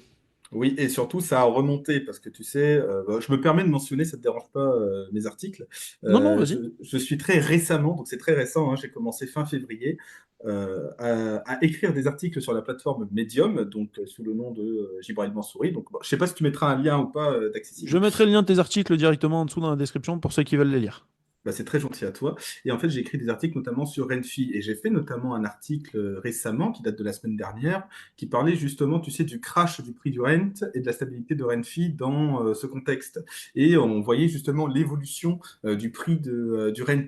Et tu vois qu'il y a ce fameux pattern justement où ça monte, comme là c'est le cas, là on a remonté et bien comme il faut, hein, on repart de 0,014 $, on est remonté à 0,04 pratiquement, donc je trouve ça super. Mais par contre, maintenant, à voir si le pattern, tu sais, de 5-10 jours avant la distribution des tokens, on va re-avoir un crash parce que les gens veulent récupérer les profits, tu vois. On va voir s'il y a ce fameux pattern qui se répète. Et s'il ne se répète pas, bon, bah, ça veut dire qu'il y a de plus en plus de holders qui conservent leurs tokens et qui ne vont pas les vendre. Et du coup, ça permet d'avoir, on va dire, une base beaucoup plus stable pour Enfi pour pouvoir continuer à croître. Ou soit on va avoir ce ce phénomène continuel et perpétuel d'avoir achat, conservation, revente avant, et après on réachète derrière pour avoir une plus-value et ainsi de suite. Donc on va voir comment Renfi va se positionner par rapport, on va dire, au marché qui décidera ou non, si oui ou non, pardon, le prix du rent se stabilisera ou pas sur le long terme. Bah, actuellement, pour moi, on est trop peu de holders du projet. Je suis d'accord. 300, enfin, en gros, 300 personnes qui hold. Dessus, t'enlèves peut-être une dizaine de portefeuilles de la team. Je sais plus Oui. si c'est 5 ou 10, j'avais fait un petit peu une enquête. Elle Mais fait bon, 8, un truc dans le genre, je crois. Non, t'as pas dit 8. oui, je crois que c'est ça, je sais plus exactement. Mais enfin, on voit qu'il y a des portefeuilles avec des très gros montants de tokens et certains sont justement verrouillés. Donc on sait directement que c'est aux créateurs du projet, donc qui appartiennent au projet. Pour moi, il n'y a pas assez de holders. Quand je fais un petit tour un petit peu sur les portefeuilles, je m'aperçois que la plupart des personnes ont pour 100, 200 dollars, ce qui en soi est déjà quand même pas mal comme montant investi sur une plateforme qui est Bien nouveau, donc, sûr. enfin qui est nouvelle, je veux dire. Donc il y a un projet qui est tout récent, puisqu'il a 2 mois, il a payé son deuxième loyer le 5 du mois d'avril, donc il y a C'est à peu près 10 exact. jours au moment où on tourne la vidéo. Oui. C'est déjà pas mal, mais pour moi, il manque un petit peu de communication justement sur ce projet pour faire en sorte qu'il arrive à se développer plus et partir encore, bah, on va dire, direction la Lune. Bien sûr, mais après, tu vois, il y a une partie de la communication auquel on n'aura pas du tout accès, parce que quand tu vois l'équipe Renfi, tu as vraiment l'impression qu'ils sont très occupés, et souvent. Et je me demande s'ils n'essayent pas, tu sais, de signer des contrats avec des institutions ou ce genre de choses, tu sais, dans l'ombre. Tu vois, je me pose des questions de ce côté-là. Est-ce qu'ils n'essayent pas justement d'institutionnaliser un peu plus leur plateforme, ce genre de choses? Ah, pour moi, ça, c'est pas impossible du tout. On pourrait imaginer qu'ils achètent de l'immobilier tokenisé d'autres plateformes, de Quito, de Realty, de peu importe, tu vois. Il pourrait y avoir C'est aussi ce ça. genre de choses. Euh, pour moi, ça prend une bonne expansion quand même, parce qu'on voit que les portefeuilles commencent à grossir, qu'il y a plus en plus de Oui. personnes. Euh, un des problèmes que j'ai repéré, du moins qu'on m'a fait remonter, c'est la non-transparence des créateurs du projet. L'équipe, effectivement, nous ne savons pas qui est l'équipe exactement. Ça peut peut-être poser problème sur le long terme. Par exemple, En Realty, soi, on sait qui ils sont dans Realty, ce sont les frères Jacobson. On sait qu'ils sont dans Equito, hein, on connaît ceux qui ont créé la plateforme et l'équipe aussi. Mais c'est vrai que pour Renfi, on ne le sait pas encore. La question est de savoir à quel moment ils vont se dévoiler. voilà. Après, je connais pas le créateur du Bitcoin, ça m'a pas empêché d'investir sur le Bitcoin non plus, tu vois. Ça, je suis bien d'accord. Le mec qui s'appelle Donc Satoshi, on ne après, sait pas il y a qui derrière le masque. Les gens se sont dit, ouais, c'est faire, ça a l'air legit. voilà, moi là, ce qui compte, c'est que le projet délivre, ce qui est bah, justement le cas. Actuellement, je me rends compte que le projet délivre bien. Il y a bien Eh eu les oui, loyers qui ont été versés. J'ai pu m'apercevoir qu'il y avait eu effectivement quelques petits problèmes lors de la réception des loyers. Certains portefeuilles de personnes étaient éligibles, n'ont pas reçu les loyers. Ils ont ah fait oui, un petit message directement sur la plateforme ou sur leur groupe Telegram. Les loyers ont été reçus peu de temps après, puisqu'il y a même des personnes justement de mon groupe Telegram qui n'ont pas perçu les loyers, qui au oui. final les ont reçus juste après en envoyant un message. La team s'est aperçue que effectivement, bah, le projet est jeune, il y a peut-être eu une petite erreur. Oui, vous êtes éligible, bougez pas, on vous envoie le montant. Hmm. Non, mais c'est ça, en fait, je Donc pense c'est très que carré. Renfi se veut carré et transparent, en tout cas en tant que projet jeune. Forcément, il va rencontrer des problèmes en tant que nouvelle plateforme et en tant que nouveau produit sur le marché, parce qu'avoir un fonds d'investissement immobilier tokenisé, mais pas de la même manière qu'un Realty ou qu'un Equito, qui veut fonctionner comme une SCPI, c'est intéressant, mais j'ai pas vu ça avant, tu vois. Donc, il se place vraiment un peu comme étant nouveau sur le marché et il se met pas non plus en concurrence directe sur le fonctionnement avec des plateformes qui sont beaucoup plus établies comme Realty, par exemple. On n'est pas du tout sur les mêmes mécanismes. Ah oui, non, Euh, c'est pas du tout pareil. c'est pas du tout pareil. Il faut que les gens, surtout, ne comparent pas Realty avec Renfi parce qu'on n'est pas du tout sur les mêmes systèmes, on n'est pas du tout sur les mêmes fonctionnements. Mais ne Euh, serait-ce que la barrière à l'entrée. rien que la barrière à l'entrée. Sur Realty, tu as un KYC pour rentrer. Oui, Sur Amphi, t'as pas de KYC. Demain, tu vois le token, rien. tu l'achètes directement enfin, via Redeem. C'est ça. Tu mets 50 balles, 100 balles, peu importe le montant que tu veux. Tu as tes tokens, tu es éligible au loyer si tu en as mis le minimum. Ça y est, c'est fini. T'as, t'as un wallet, t'as du Solana, vas-y, fais-toi plaisir. Voilà. Ah, Solana ou USDC. Oui, Aujourd'hui, c'est possible aussi SDC. d'acheter le token Rent avec de l'USDC. Mais ça, je pense que c'est plutôt à toi d'annoncer du coup. T'avais déjà annoncé la nouvelle, il me semble, dans ta J'ai dernière déjà annoncé la vidéo. nouvelle sur ma Ouais, dernière voilà, c'est vidéo. ça. J'ai fait un post justement sur mon site internet où j'expliquais un petit peu ce qu'il en était et j'en ai parlé bien plus effectivement sur le club, donc le groupe UPMP. Bah, Où effectivement, moi, bah, je suis investisseur depuis jour 1 sur la plateforme, donc sur leur projet. Oui. Ça me plaisait beaucoup. Bon, acheter du Solana, donc acheter de l'USDC, de l'USDC au Solana, du Solana directement après pour acheter du token rent, je trouvais ça un peu pénible. Et On puis peut tu perds tester au directement du change un petit Solana. peu. Tu perds un Oui, peu au change aussi. voilà, tu as toujours un petit peu des frais pour les pools de liquidité justement des personnes. Du coup, après, je me suis dit, bah, je vais acheter du Solana directement et faire le transfert Solana à token rent. Et au final, je me suis dit, mais attends, peut-être qu'il y a des personnes comme moi qui vont vouloir directement acheter ou ressortir en USDC et pas forcément être exposé au token Solana. C'est là où je me suis dit, ben, pourquoi pas créer une pool de liquidité en mettant une partie de mes tokens dedans, en mettant un petit peu d'USDC pour que les personnes qui veulent rentrer sur le projet bah, puissent rentrer ou sortir directement en USDC. Bah, moi, je trouve Donc, du coup, ça c'est ce que super j'ai comme créé. projet. Je sais pas si ça apporte vraiment une plus-value au projet ou voilà, c'est plus moi qui l'ai fait pour dire d'avoir moi-même une façon de sortir. Et c'est ce que je voulais, donc je me suis dit, si je le veux, potentiellement d'autres utilisateurs vont le vouloir. Ça permet aussi, parce qu'on va pas se mentir, je suis dans le projet, donc plus il va y avoir des personnes qui vont entrer dans le projet, plus moi aussi je vais gagner de l'argent. C'est ce Ah, qu'on ça, c'est disait tout sûr. à l'heure sur le côté des influenceurs. Je suis un des premiers Oui. entrées, je suis dans le top 15 des portefeuilles. Forcément, si demain le projet monte à 30, 40, 50 millions, je suis bien. Tu vois, La il y a baleine. un moment, voilà, non, mais il y a un moment, faut être honnête aussi, hein. Je m'en cache pas, et voilà. Mais par contre, la chose que j'ai toujours dit, c'est que si je venais à sortir, ou toutes les positions que je prends, je les partage sur le club. Et Oui. c'est pas je mets la position et enfin je fais moi une entrée ou une sortie et je tiens au courant une semaine après sur le club. Généralement c'est jeudi sur le club, en même temps je prends la position ou je sors de ma position. Ouais. Actuellement j'ai juste pris des positions sur le projet, je ne suis sorti de aucune. J'ai pris je crois aujourd'hui plus d'une dizaine de positions, que ce soit aussi pour rajouter de la liquidité. Hmm.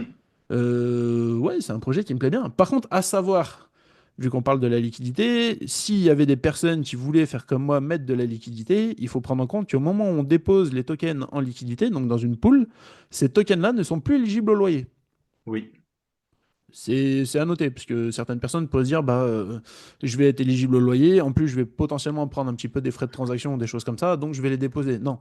Du moment où ils ne sont plus sur votre portefeuille, ils sont sur une pool de liquidité, il n'y a plus possible de recevoir les loyers sur cette partie des tokens. Et tu fais bien de le rappeler parce qu'effectivement, on a déjà eu la question qui a été posée, notamment dans le Telegram. Je ne me souviens plus qui avait posé la question, mais elle a déjà été posée et tu avais bien rappelé que non, effectivement, les tokens dans le pool de liquidité ne font pas partie, on va dire, des rentes qui sont nécessaires à être éligibles. Donc ne Non, faites parce pas que c'est l'erreur. plus ton portefeuille. En C'est fait, ça. c'est une pool de liquidité, donc ça ne t'appartient pas réellement. Ton portefeuille t'appartient, donc les tokens que tu as dans ton portefeuille sont éligibles. Si, comme d'habitude, tu en as plus de 1000, mais du moment où tu déposes dans la pool de liquidité, non, après, il y a plus d'intérêt. C'est Donc, je ne ça. pense pas qu'il y ait énormément de personnes qui posent dans la pool de liquidité. Peut-être qu'à un moment, la plateforme voudra, elle, augmenter un petit peu la pool USDC que j'ai créée. C'est Mhm. possible que peut-être ils mettent des tokens rent ou un peu d'USDC. Personnellement, j'essaye d'augmenter un petit peu cette pool. Après, ça me coûte quand même un peu d'argent, donc j'évite de le Ah faire bah trop. oui, Là, je crois que j'ai mis 600 $ juste dans la pool pour, entre pas guillemets, mal. faire en sorte que le projet puisse grandir. Voilà, c'est 600 $, pas qui sont perdus, mais qui ne travaillent pas pour moi. Oui, c'est de l'argent, on va dire, qui sert uniquement de pont, quoi. Et toi, tu ne gagnes rien derrière. Alors, si, attention, sur une pool de Tu gagnes? liquidité, tu prends quand même des frais de transaction dessus. Ah, c'est intéressant au final. J'ai Ok. gagné 7 rentes en une semaine. Ça ne vaut pas Tu vois, ça m'a une coûté commission 25 mensuelle. balles de création de pool. Je l'ai pas fait pour m'enrichir, hein. Ah, Soyons honnêtes. ça, je suis assez d'accord parce que cette rente, cette rente par transaction, c'est pas BZF, hein. Ah non, c'est pas énorme. C'est pas par transaction, ça a été Non, au non, c'est total dans sur la une semaine. semaine, sur une... ouais, c'est affligeant quand même. Mais après, c'était pas le but non plus de la pool de liquidité de s'enrichir sur le dos des gens, hein. C'est vraiment pas le principe.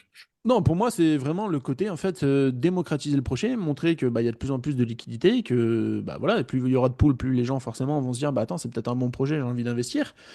Et moi, j'aime beaucoup le projet. Je vois, alors je me souviens plus du rendement que j'ai fait sur le premier, mais si je dis pas de bêtises, la plateforme promet 11, enfin promet, dit que dessus, en rendement, c'est du 11,6% de moyens annuels Hmm.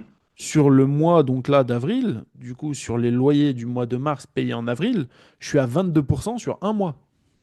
Parce que, en fait, c'est pas 11% pour tout le monde de façon générale. En fait, les 11%, à mon avis, c'est ce qu'ils récupèrent pour le redistribuer, tu sais, à tout le monde, il me semble.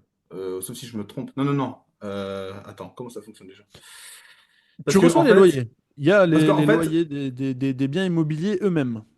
Oui. Sur ces biens, ils prennent la moitié qui est brûlée. Oui, c'est ça. Et l'autre moitié réinvestie pour acheter des tokens. Et en fonction du prix du token, tu en auras plus ou moins en termes de distribution. Et en fonction du nombre de holders du projet. Et aussi en fonction de la taille de ton portefeuille. Ça rentre Tu as, extrêmement en compte. tu as 300 personnes aujourd'hui sur le projet, donc tu reçois, je sais pas, on va dire 20 euros de loyer. Enfin, moi, je reçois 20 euros de loyer. Si demain, on est 600, 800, 1000 ou 2000 holders, bah, je vais recevoir moins que 20 euros de loyer, puisque du coup, ces mêmes loyers vont être divisés sur plus de personnes. Parce Je qu'il n'y suis aura pas d'accord. plus de loyers. Et c'est pour ça qu'il est aussi intéressant d'être un des plus gros portefeuilles pour que malgré, on va dire, la dilution de la distribution en elle-même par le fait qu'il y ait beaucoup plus de holders, bah, en fait, tu contrecarres ça par le fait que ton portefeuille est bien plus conséquent que le reste des holders et qui permet d'attirer, de capter le plus de rente en fait en termes de distribution parce que finalement c'est divisé entre tout le monde, mais ça dépend aussi de la taille de ton portefeuille. Donc plus tu as un gros portefeuille et plus tu captes la distribution. Ça fonctionne aussi un peu comme ça. Bien sûr. Et plus tu rentres tôt dans le projet, plus forcément tu bénéficies aussi de La gros plus-value. loyers. Exactement. Et puis même, tu bénéficies de la plus-value. Moi, par exemple, je suis rentré dans Renfi quand le prix était à 0,005 dollars et 0,008 dollars. J'ai fait deux placements à ce moment-là. Donc, on va dire qu'aujourd'hui, moi, le prix de mes tokens, tu vois, j'ai à peu près 30 000 tokens, un truc dans le genre, avec prix unitaire à 0,008 dollars. Bah, le fait qu'il est extrêmement monté, si tu veux, je suis passé de 300 euros on va dire, aller en dollars, 300 dollars, on va dire, d'investissement initial. Aujourd'hui, mon portefeuille, il est à 1100. Et quand on était monté à 0,05, il était même monté à 1500, tu vois. Alors, pourtant, c'est un petit, tu sais, c'est pas un énorme, une énorme cartouche que j'ai mise. Mais il y a un énorme potentiel de plus-value, quoi. Ah, mais clairement, moi je suis rentré à 0,0014. Donc vraiment sur il y a eu la première Le bougie, la deuxième premier bougie qui jour. est retombée. Ouais, moi c'est vraiment le premier jour, tu vois. Pas la première minute parce que j'ai raté, mais juste après, donc deuxième bougie de la première journée, je suis rentré sur le projet. Si je ne dis pas de bêtises, j'ai mis 300 dollars, un petit peu moins, en gros 300 dollars. Mon portefeuille aujourd'hui est déjà de 5004, hein. Ah oui, quand même. C'est un beau Donc portefeuille, hein. avec une petite cartouche. Alors bien sûr, je réinvestis les loyers et aujourd'hui, je ne prends plus en compte ce que j'ai Ouais. mis dans la poule. Mais enfin, il y a moyen quand même, pour moi, de gagner pas mal d'argent. Et sachant que nous ne sommes qu'au début du projet, si dans l'hypothèse que Randfy, justement, bah, viennent à racheter des biens immobiliers, investir sur autre chose, mais du moins agrandir leur portefeuille, ça va faire des loyers encore plus gros. Mhm. Non, je trouve que c'est intéressant. Comme je t'ai dit, juste sur le mois dernier, je suis arrivé à faire 22% parce que le projet est jeune et il n'y a pas encore énormément de holders. Si je fais C'est du ça. 22% par mois sur 3, 4, 5 mois, mais je me suis déjà largement rentabilisé. Je crois qu'en 2 mois, si je ne dis pas de bêtises, je me suis déjà rentabilisé la moitié de mon investissement de départ, juste en loyer. Ah oui, quand même, pas mal. Donc je suis un peu plus de 100 balles justement en dollars au moment du versement, hein, pas en fonction du cours, mais au moment des versements, un peu plus de 100 balles justement de réception de loyer en token rent. Ah oui, quand même, pas mal. Et surtout, il y a un truc aussi qu'il faut prendre en compte avec Renfig. Donc, comme tu as dit, c'est un projet neuf et surtout qui a envie de s'étendre, hein. Donc, pour ça, comment on s'étend en achetant de nouveaux biens. Il est aussi de notre intérêt en tant qu'investisseur de conserver nos tokens pour justement faire monter, tu sais, le prix du token lorsqu'il y aura de nouveaux investisseurs qui vont rentrer sur le marché, etc. Parce que comme ils ont un système, tu sais, style Airbnb où c'est pour du location de tourisme, euh, bah forcément, les rendements vont fluctuer en fonction des mois. Et donc, le fait d'avoir beaucoup plus de biens va permettre aussi de stabiliser un peu plus leur rendement en termes de taux de location, parce que bah, ils auront plus d'opportunités, tu sais, à louer, en fait, tout simplement. Et donc, ils pourront engranger plus d'argent, parce que quand tu auras des mois où ils auront peut-être moins, on va dire, de touristes qui viennent pour louer leurs biens, le fait qu'ils en aient beaucoup plus de biens permet, on va dire, de contrebalancer finalement les mois un peu plus faibles, tu sais, les basses saisons, on va dire. Ah ouais, clairement. Et après, il y a quand même un truc aussi à prendre en compte, c'est comme je disais tout à l'heure, ils sont pas obligés de prendre des biens à vocation justement d'être mis en Airbnb. Tu peux prendre après des Ça, c'est biens pour vrai. des sociétés. Ça, c'est vrai. De toute façon, ils avaient dit que, ils se gardaient le droit d'investir dans ce qu'ils voulaient, en fait, hein, tout simplement. D'où justement leur façon de procéder où toi tu achètes un token, mais tu n'es pas propriétaire des biens immobiliers ou quoi que ce soit. Ça reste la plateforme qui est propriétaire. Toi, tu C'est un fonds détiens un token d'investissement. qui reflète la valeur, bah, comme tu dis, du fonds d'investissement. Mais eux, si demain ils veulent tout vendre, ils ont le droit de tout vendre. S'ils veulent en racheter x2, x3, x4, ils peuvent. C'est Bien ça. sûr, il faut que la capitalisation soit plus élevée, puisque aujourd'hui, s'ils venaient à réinvestir dans un bien immobilier, à part si c'est du côté de Détroit où tu trouves une petite maison à 20-30 000, là, ça leur ferait pas trop de mal. Mais si demain tu veux reprendre un bien immobilier à 200 000, ils vont devoir revendre des tokens rent à hauteur de 200 000. Tu tues le projet, tu tues la liquidité, tu tues tout à ce moment-là. Donc ils Et, sont et- obligés d'attendre. et c'est ça, ils sont obligés d'attendre et ils sont obligés de gérer justement ce problème de liquidité qu'ils rencontreront forcément un jour ou l'autre, surtout quand il s'agira de commencer à vendre progressivement leur part de tokens pour pouvoir acheter derrière un bien immobilier. Donc oui, oui, on va dire que c'est tout un mécanisme qui devra faire ses preuves dans le temps parce que nous sommes sur des mécanismes qui sont différents de ce que nous connaissons déjà.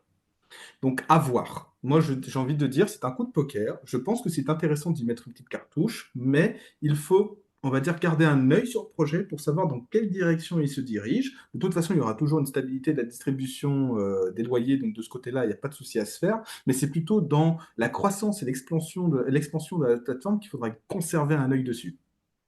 Oui, mais je pense que c'est tout à fait ça. Et après, bah, là, c'est quelque chose de nouveau. Mais comment ça s'appelle? Pour moi, si le projet continue, donc continue de grossir et tout, d'être rentré dans les débuts du projet, Ah, mais euh, c'est tout bénef. ça peut rapporter vraiment gros. Mais sans parler de forcément la valeur du token à le revendre ou quoi que ce soit, mais ne serait-ce qu'en termes de loyer, d'avoir un portefeuille qui est déjà constitué à la base du projet, si dans 3, 4, 5 ans, le projet a acheté encore plus de biens, les loyers sont plus gros, j'ai pas besoin d'en investir sur mon bag ou quoi que ce soit, ça me fait des rentrées d'argent bah, mensuellement plutôt convenables. Oui, et qui sont assez conséquentes. Et puis surtout, c'est pour ça que c'est intérêt de rentrer tôt dans le projet. Plus tu es tôt dans le projet, plus le prix du token est faible, plus ça te donne un accès à obtenir beaucoup plus de tokens et donc à faire grossir ton portefeuille pour que plus tard, bah, tu puisses capter le plus de distribution, tout simplement. Et j'oublie aussi quelque chose de très important, c'est qu'au tout début, j'ai acheté mes tokens.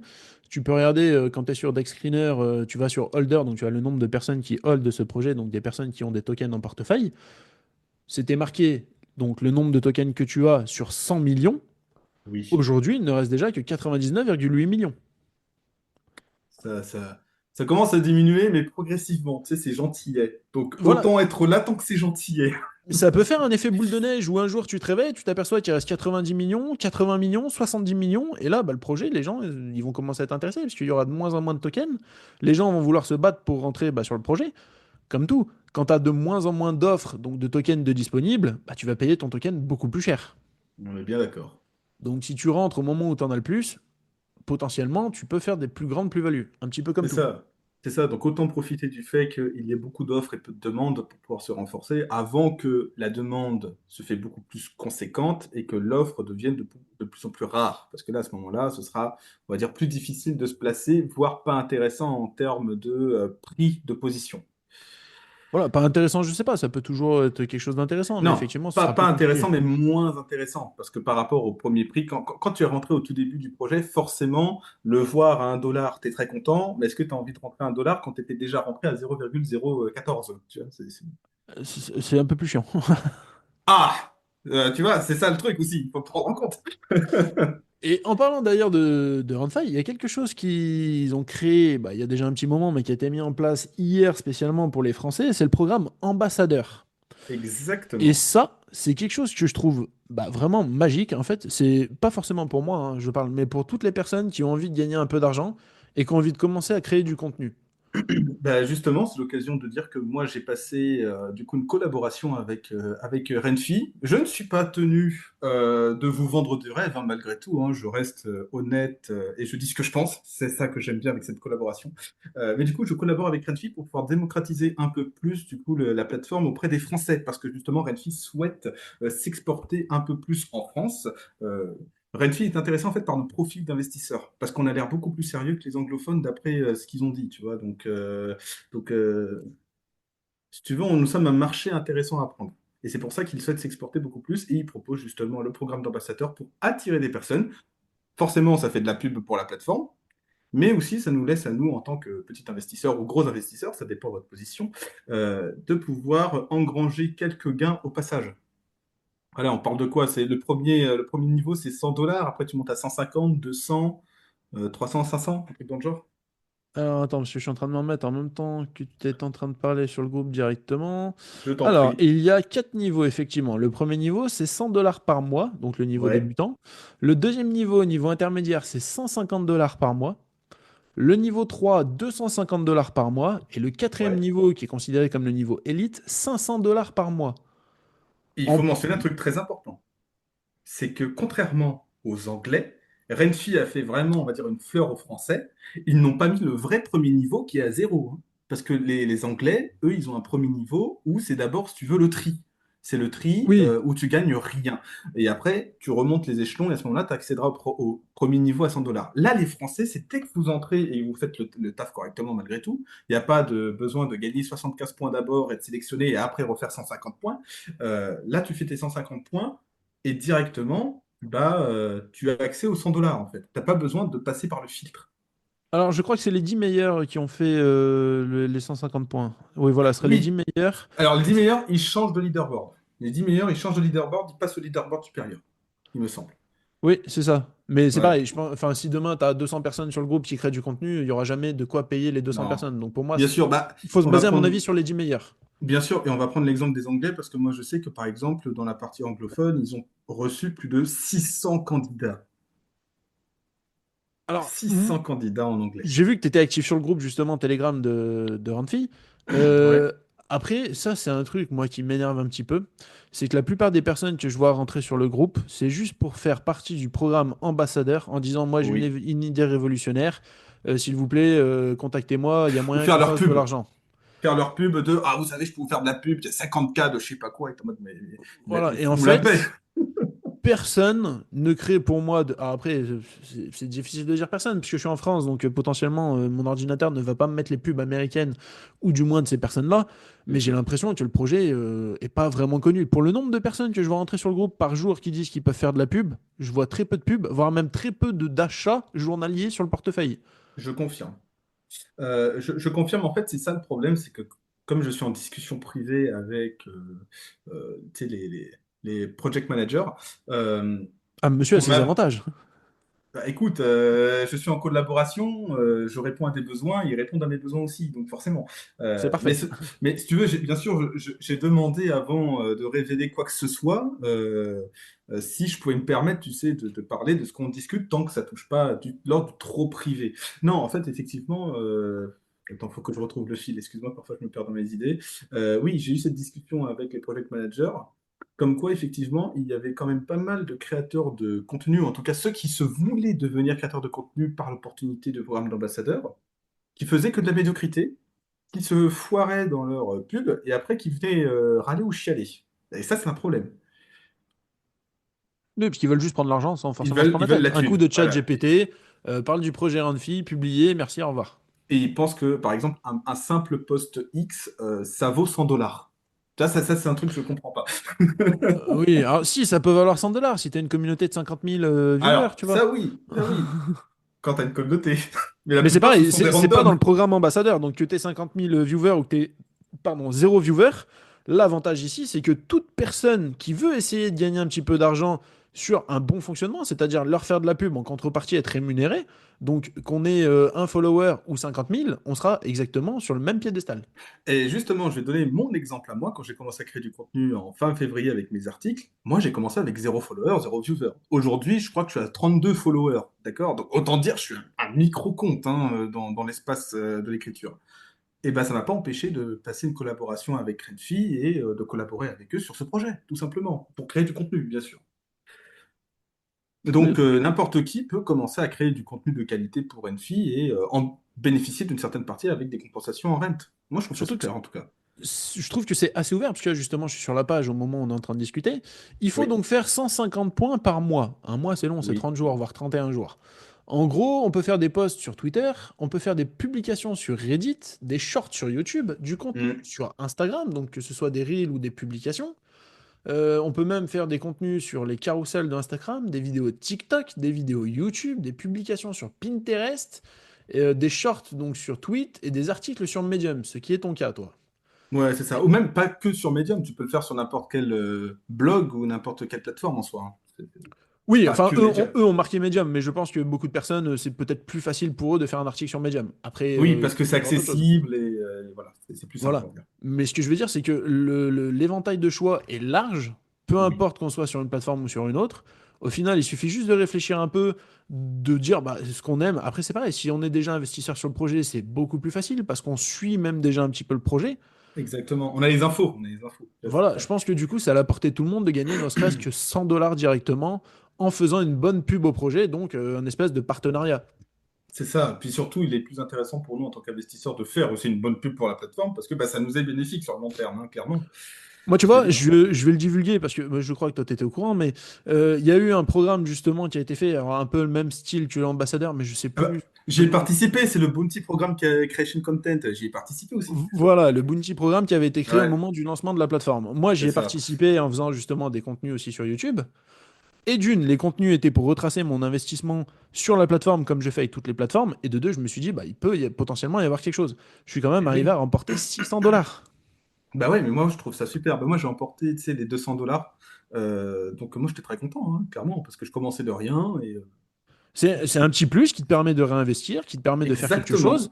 en plus de ton travail. Parce que moi, dans la communauté, je sais qu'il y a beaucoup de personnes qui voulaient se lancer, que ce soit en auto-entrepreneur, gagner un petit peu d'argent, trouver un moyen.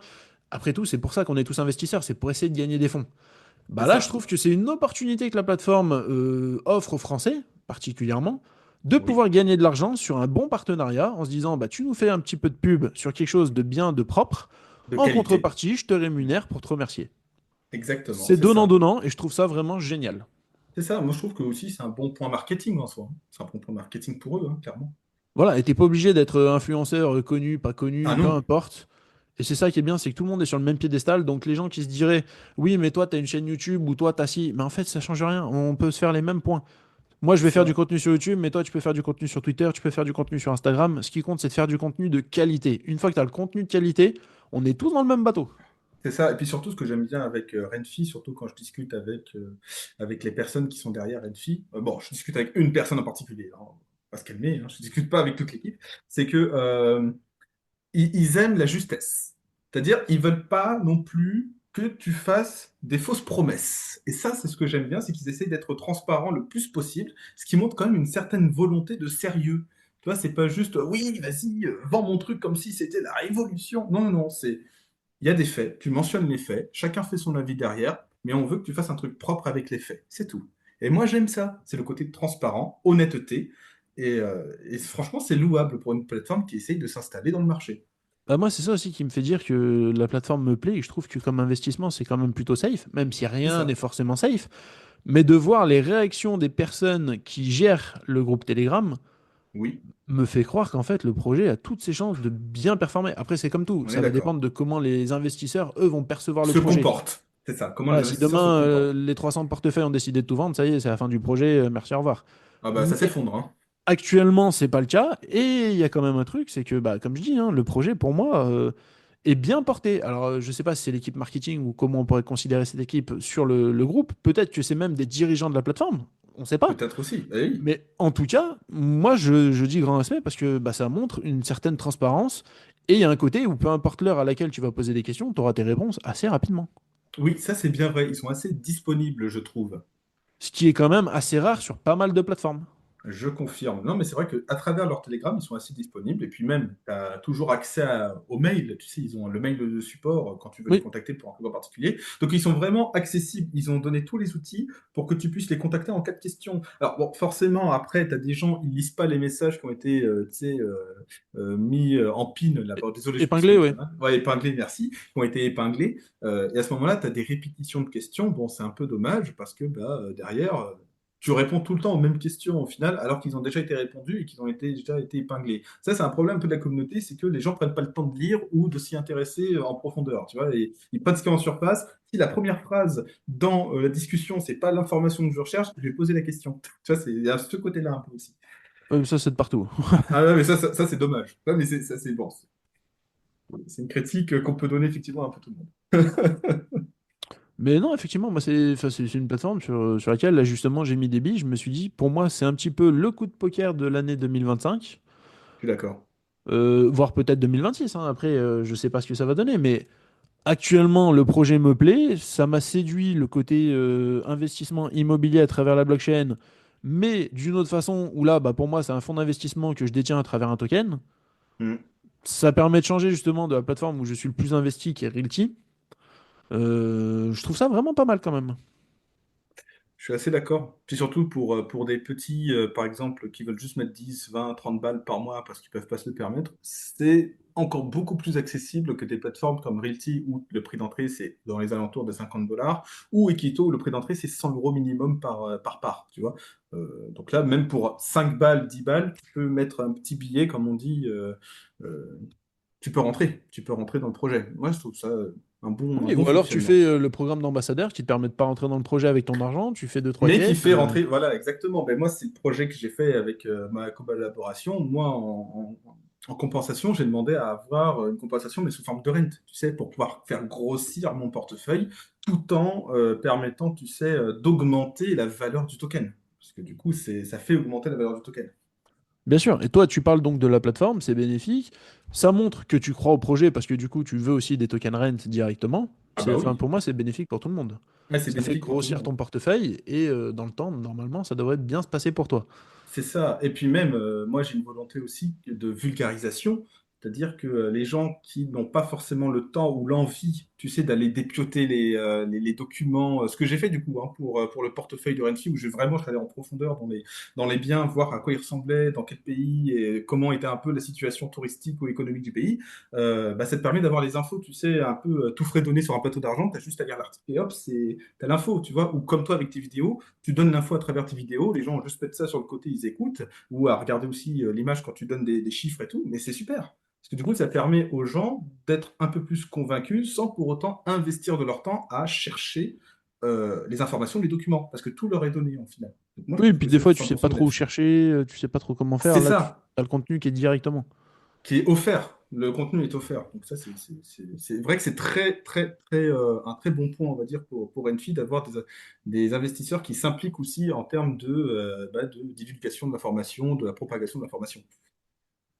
Moi, ce que j'aimerais, c'est cliquer sur YouTube et voir encore plus de vidéos justement de la plateforme parce qu'actuellement, je crois que quand je t'apprends de fille, je suis le seul.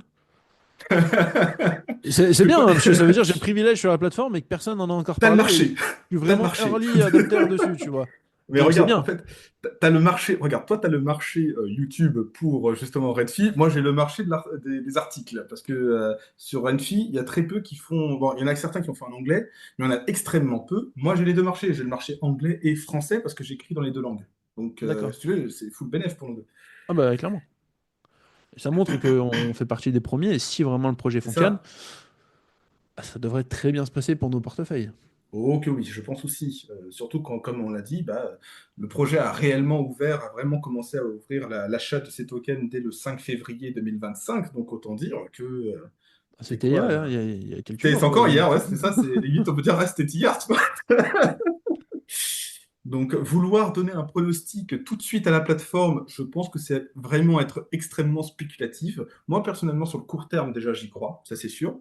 Moyen terme, à voir. Long terme, pareil, ça va dépendre de son moyen terme. Ça va dépendre de comment la plateforme va évoluer, combien de holders vont rester sur la plateforme, combien de nouveaux investisseurs vont s'y intéresser.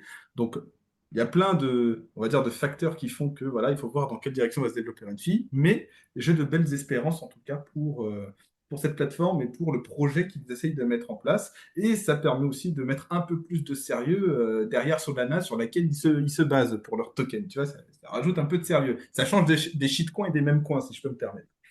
Oui, après, par contre, peut-être que pour certains, c'est un indicateur justement pas terrible. De se dire, C'est ah, le ils sont problème. sur Solana, ils auraient pu se mettre Oui. sur autre chose. Si tu prends un Realty, ils sont sur la Gnosis Chain, ce qui en soi est pas mal aussi, parce que niveau des frais, Oui. c'est très très faible. Ah, c'est Euh, extrêmement faible, Gnosis. Hein. Moi, je comprends pas qu'il n'y ait pas Blockchain plus en beaucoup Gnosis. Hein. moins connu quand même, parce que je crois que c'est le seul projet que je connais qui est dessus. Après, j'en entends jamais parler sinon de cette blockchain. C'est vrai. Euh, C'est vrai. Non, mais tu as raison. C'est vrai. En dehors de Realty, je connais pas d'autres projets sur Gnosis. Ou alors, le marketing est très mal fait. oui, ou alors vraiment, comme tu dis, le marketing est très mal fait, parce que demain, moi, t'enlèves Realty, Gnosis, j'y vais plus, hein.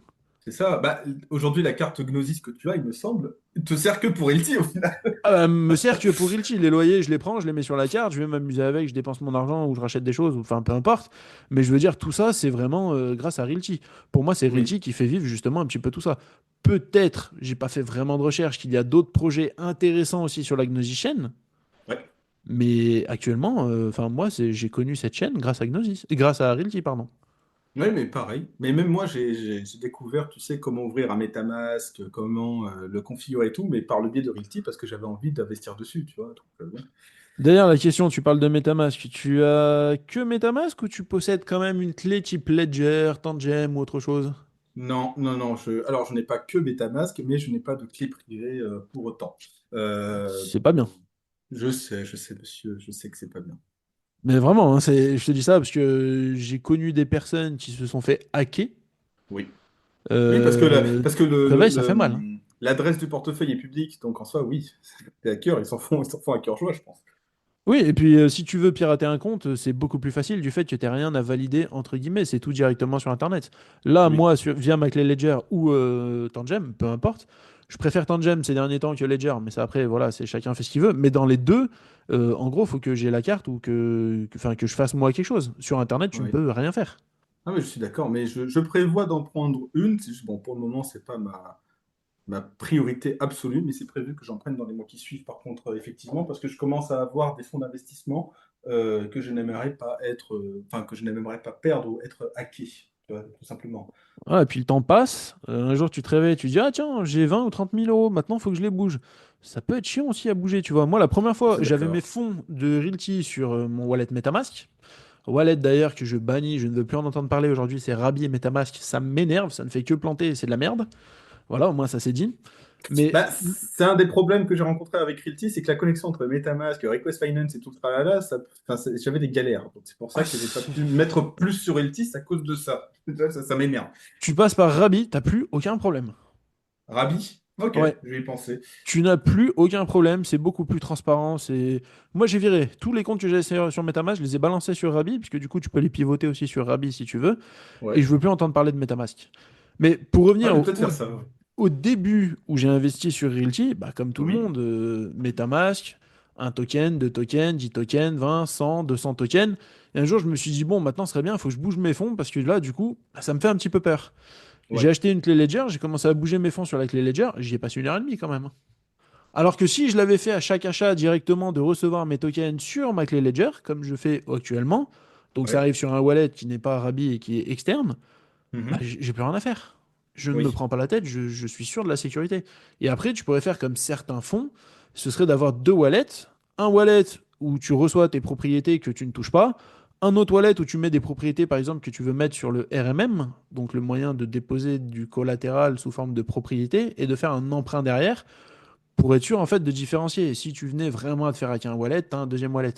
Bah, tu vois, Bah, c'est ce que après j'ai là, par contre. Moi, comme je te dis, j'ai différents wallets. J'en ai pas énormément non plus. Je suis qu'un petit investisseur. Effectivement, je n'ai pas tous mes œufs dans le même panier. Et ça, c'est important à faire quand tu te lances en crypto, que tu n'as pas encore, en tout cas, de Ledger ou de clé Tangent. ah bah clairement, peu importe les projets, moi si tu regardes, Renfi, j'ai que sur un wallet. Je n'ai que ça. Ah, mais pareil, pareil. Moi, j'ai un wallet pour Enphi et point. J'ai un wallet pour Bitcoin et point. Tu vois, Ouais, c'est ça. c'est Si tout. tu viens à perdre quelque chose ou te faire acquis quelque chose, malheureusement, tu perds quand même des fonds, mais t'en perds beaucoup moins que si tu as tout réuni au même endroit. C'est Et ça. après, même pire, c'est que au tout début de Renfi, potentiellement, tu sais pas si tu peux te faire hacker, si c'est un vrai token, Oui. s'il y a quoi que ce soit. J'ai créé un nouveau wallet, j'ai acheté, je me suis dit, voilà, si vraiment il y a une galère, je perds 200 balles. Ouais. Tu vois? Tu te dis au moins, t'es tranquille. Enfin, 200 ou 300, je sais plus, mais t'es tranquille. Et finalement, je me suis rendu compte que bah non, le projet était legit, c'est pas un honeypot. Donc, c'est-à-dire que si tu investi, tu peux le revendre, tu te fais pas siphonner ton wallet, tout va bien. Mais demain, un autre projet sort, j'ai envie d'investir, je vais pas créer un nouveau wallet, je vais pas le mettre sur mon wallet Renfi, parce que si je viens me faire siphonner, j'ai pas envie de me faire siphonner ce que j'ai galéré à obtenir. Oui, si t'as pas envie de faire siphonner Renfi avec, quoi, tout Voilà, simplement. ça ou mes tokens Realty ou peu importe ce que j'ai, de l'USDC, Bien sûr. de l'Ether ou quoi que ce soit. Donc c'est ça, faut faire très attention. Et je pense qu'aujourd'hui, par manque d'envie ou bah, par fainéantise, les gens oublient ça et vont se dire, bah attends, moi j'ai déjà un wallet MetaMask ou un wallet Rabi, bah, je mets tout dessus, je me prends pas la tête. Ouais, mais tu vois, effectivement, je suis d'accord avec toi. Ça, c'est vraiment le problème de la centralisation de tous tes biens. Moi, par exemple, MetaMask, je l'utilise uniquement et spécialement que pour la chaîne Gnosis XDAI. De temps en temps, j'utilise l'Ethereum, mais uniquement pour faire des transactions entre wallets, parce que voilà, j'étais passé par MetaMask pour faire le Renfi à la base. Mais maintenant que j'ai mon Renfi, mon Solflare et tout, très bien, mais je vais plus passer par MetaMask. Tu vois, je passe directement par Solflare. Mais Ah, puis ça le faire, c'est MetaMask, génial. oui, Solflare, franchement. Et puis j'adore aussi leur charte graphique. Très stylé, hein. Ah Ça oui. fait très rap des années 90. Non, non, mais MetaMask pour moi, ça va proscrire. C'est vraiment un wallet. C'était génial au Oui. début parce qu'il faisait partie des premiers. Puis même Euh, avec le Mika, il faut prendre en compte aussi les nouvelles règles Mika. Le MetaMask, maintenant, va devenir beaucoup moins sécurisé pour toi. Tu vois ce que je veux dire? Suivez mon regard, comme on dit. oui, Donc, après, ouais, j'ai envie de te dire, aujourd'hui, avec la loi Mika, peu importe le wallet que tu as, du c'est moment où tu vrai. fais bouger tes fonds et que tu veux les faire revenir sur un compte, ça y est, t'es un peu fini, quoi. Oui, ça, Mais je suis assez après, d'accord. pour ça, tu peux justement aussi, alors c'est pas forcément un conseil, attention, mais créer plusieurs wallets, des wallets qui restent entre guillemets anonymes, un peu dans l'ombre, et des wallets où dessus, bah voilà, tu peux faire des transactions, quelque chose qui revient sur tes comptes ou quoi que ce soit, où c'est Bien beaucoup plus sûr. libre et on peut te surveiller plus facilement. Mais c'est pas dérangeant. Bah oui, Mais au moins, ça permet de diversifier et de te protéger un maximum. ça, je Et suis d'accord.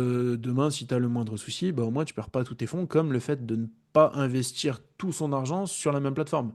Moi, Hmm. beaucoup sur le groupe me disent, oui, mais je comprends pas, parce que Realty, c'est quand même ta plus grosse position, mais tu gagnes 10% en moyenne. Pourquoi t'as pas tout mis sur Realty? Bah, j'ai beau être investisseur chez Realty, partenaire aussi de la plateforme Realty, ça change pas que si demain Realty tombe ou s'il venait à y avoir un souci, j'ai pas envie de perdre l'intégralité de mes fonds.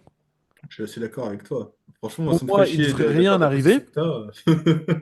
Mais il suffit même qu'un des fondateurs, enfin, qu'il y a un problème avec un des fondateurs. On va partir sur Rémi, qui lui est plus la personne qui cherche l'immobilier, qui a ce feeling en fait avec l'immobilier. Bah, si lui, demain, il venait à lui arriver quoi que ce soit, peut-être que Realty va commencer à changer, ne sera pas la même plateforme qu'aujourd'hui. T'en parlais avec Phoenix, où justement aujourd'hui Realty, surtout, on va dire qu'il tient grâce aux frères Jacobson, mais demain il n'y a plus les frères Jacobson, vous en parliez, mais vous ne savez pas dans quelle direction Realty allait partir. Et effectivement, c'est un risque. C'est un Tu risque. sais pas ce qui se passe derrière. Alors oui, la plateforme, elle bougera pas, tu auras toujours tes loyers, tu auras toujours tes trucs. Oui, mais c'est pareil, si derrière, t'as pas Rémi et Jean-Marc qui vont taper un peu du poing en disant, les gars, faut payer, ou je sais pas, tu vois, Oui. est-ce que ce sera exactement la même chose? Peut-être pas.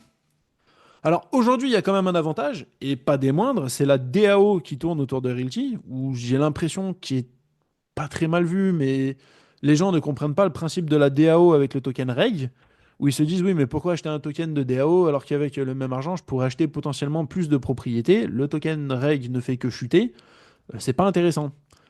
Alors oui et non, parce que moi, d'un point de vue d'un portefeuille aujourd'hui à quasiment 60 000 d'investis chez Realty, j'aime bien avoir le droit de voter sur cette plateforme. Ça C'est veut pas intéressant dire pour que... des gros portefeuilles, oui. Pour Voilà, des gros portefeuilles comme ça, c'est intéressant. Des petits portefeuilles comme moi, on est maximum sur des valeurs du style 2000-2500 $. C'est pas intéressant. oui, voilà, après là, c'est pas forcément intéressant. Tu vas pas te dire, je vais mettre 1000 balles de rente 1000 balles de token reg pour pouvoir prendre comment ça s'appelle? C'est Une ça. décision sur mes 2500 euros investis. Non. Mais quand on commence à avoir un portefeuille, pour moi, à partir de 10 000, si on a la vision long terme, avoir quelques tokens qui en plus étaient offerts donc au tout début de la création de ce token. Aujourd'hui, il vaut 35 centimes, je crois, au moment où on tourne la vidéo, donc c'est pas non plus Ouais, je très crois. cher. Ça veut pas dire que ton vote, comme aujourd'hui au niveau de l'État ou quoi que ce soit, ça veut pas dire que ce que tu votes, c'est ce qui va se passer, mais tu as au moins un droit de vote, un droit de regard et le droit de dire où tu veux que la plateforme aille. Et je Hmm. trouve que ça, pour un investissement à long terme, c'est important et c'est quelque chose de très intéressant justement que Realty a mis en place. Bah, c'est vraiment communautariser l'entreprise, quoi. C'est la communauté qui prend aussi des décisions en même temps qu'avec les dirigeants. Moi, demain, il n'y a plus les fondateurs Jacobson, mais par contre, c'est des personnes de la DAO, donc des personnes qui sont en plus très investies dans le projet. Il y a des noms qui ressortent en permanence de personnes, que ce soit sur leur groupe Telegram ou on peut voir au niveau de la DAO. Bah, ces personnes-là, entre guillemets, je leur fais confiance parce que il y a des projets, il y a des choses qui ont été votées ou qui ont été soumises qui vont dans le sens bah, de l'investisseur, donc dans mon Bien sens à sûr. moi, des choses qui ne vont pas non plus dans mon sens, mais ça me permet d'avoir une confiance sur le long terme de la plateforme. Mais totalement. Mais tu sais, c'est un peu le même phénomène avec. Bon, je vais prendre l'exemple des jeux vidéo, ce qui n'a un peu rien à voir. Mais par exemple, tu as des jeux vidéo style Pokémon, on en parlait tout à l'heure. Mais tu as la communauté Pokémon, tu sais, qui a créé des Acrom, qui sont des versions modifiées des jeux de base, mais qui sont encore de meilleure qualité que Game Freak, tu vois, parce que tu as des fans qui respectent la licence ou qui ont envie de la rendre meilleure. Bah, c'est le même principe avec Realty. Tu as des gens qui ont envie et qui s'investissent à 100% dans cette plateforme parce qu'ils y croient et qui veulent faire en sorte qu'elle soit pérenne. Et moi, je trouve ça super qu'il y ait des gens comme ça parce que ça permet justement de garder une stabilité de la plateforme qui est des tempêtes ou non dans le futur. Et ça, c'est super. Il faut des gens comme ça, de toute façon, qui participent activement au maintien de la plateforme, tout simplement. Oui, c'est ça. Alors, moi, je fais pas partie des personnes qui font des propositions ou des choses comme ça. À vrai dire, j'ai pas vraiment le temps. Mais par contre, je suis tout ce qui se passe niveau des votes. Je suis vraiment l'intégralité de ce qui se passe sur la plateforme. Je vote à chaque vote qu'il y a de disponible. Parce que, en fait, je me dis, voilà, c'est mon investissement. Si plus tard il devait y avoir quelque chose, je veux être au courant de tout ce qui se passe. Je veux avoir le droit de voter.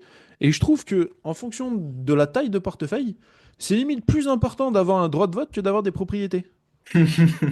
C'est marrant, hein, parce qu'au début, j'étais C'est plus à amusant. vouloir investir dans des propriétés, puisque je vais percevoir des loyers. Aujourd'hui, je commence à me dire, mais attends, j'ai déjà un portefeuille qui, pour moi, est considérable. Il faut que j'investisse plus sur le token qui va me donner un pouvoir de vote pour avoir un droit de regard et le droit, en fait, de donner ma voix sur le projet sur lequel j'ai investi. Oui, parce que forcément, tu as des positions bien plus conséquentes et bah, tu as envie de sauver tes positions, hein, c'est aussi simple que ça. Et oui, ouais, clairement, s'il venait arriver quelque chose, je veux pouvoir dire, bon les gars, on fait ci, on fait ça. Ça veut pas dire que ce sera fait encore une fois, mais au moins, Pour en aujourd'hui, proposer. voilà, j'ai un pouvoir de vote qui est quand même assez élevé. Quand je vote aujourd'hui, voilà, normalement, ça fait un petit truc. C'est ça que tu appelles la démocratie?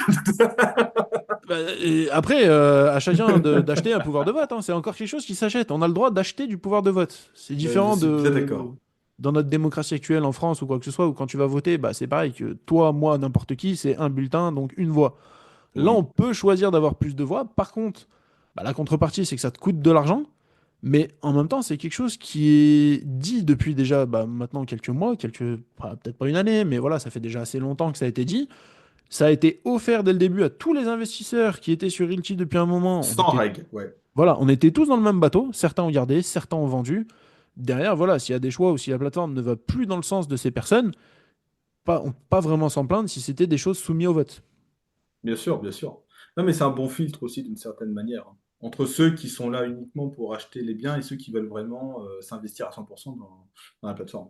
C'est bien, Ouais, c'est un pour bon moi, tri. il faut un peu des deux.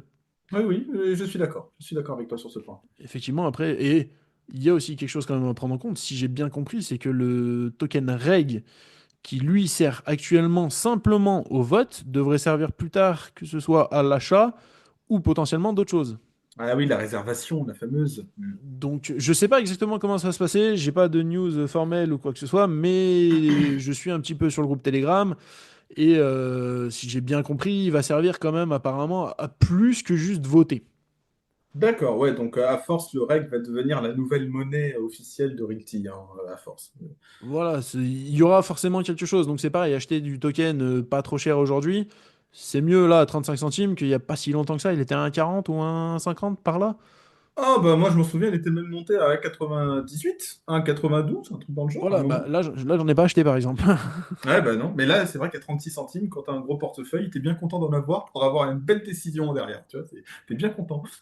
Voilà, ça permet le côté diversification. Et comme tout, bah, il y a des fois où tu as envie de gagner de l'argent, mais des fois, bah, pour sécuriser entre guillemets ta position, bah, tu te fais une petite partie. Je sais pas, j'ai quasiment 60 000. Si je mets 600 dollars en token REG pour avoir un droit de vote, ça va, c'est pas non plus la mort, tu vois. Oui, bien sûr, bien sûr, bien sûr. Donc voilà. Ok. Bah, écoute, je pense qu'on a fait un petit peu le tour, à moins que tu aies d'autres choses à partager.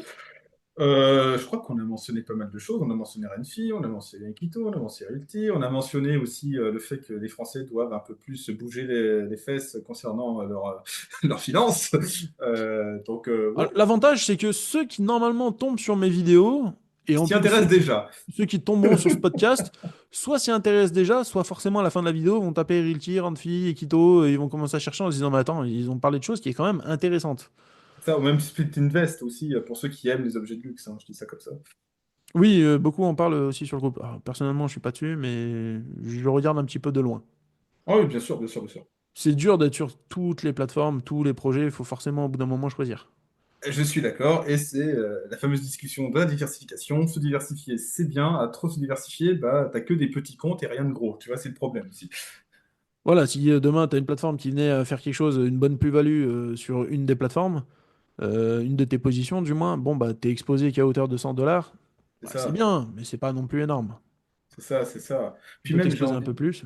j'ai envie de dire, limite pour ceux qui sont très frileux sur l'investissement, qui ne veulent pas s'exposer à des tokens ou autres, par pitié, au moins ne laissez pas ça sur votre livret d'épargne. Il y a d'autres solutions et d'autres produits financiers. Je vais prendre un autre exemple, tu m'excuseras, c'est Veracash, par exemple, où là, bah, c'est comme un compte épargne, mais au moins c'est adossé à de l'or. Et la carte que tu as, c'est pas une carte de crédit, c'est une carte de débit, c'est-à-dire que ce sont tes fonds propres. C'est pas, oui, bonjour, j'aimerais retirer de l'argent, et la banque qui te dit, ah, au fait, comment ça se fait que vous retirez 200 euros? Moi, je comprends pas, Ouais. c'est pas bien. Non, au moins tu dis, bonjour, je veux récupérer 200 euros qui est adossé à de l'or. Oui, pas de problème, c'est votre compte, on s'en fout. Tu vois, c'est Oui, ça qui c'est est tes bien. 200 € qui sont adossés C'est à ton ça. or. C'est ça, ce sont tes 200 euros. Donc au moins, tu es vraiment propriétaire de l'argent que tu as gagné. Donc s'il vous plaît, ayez un petit fonds de sécurité pour ceux qui n'y connaissent pas du tout. Ayez au moins un petit fonds de sécurité.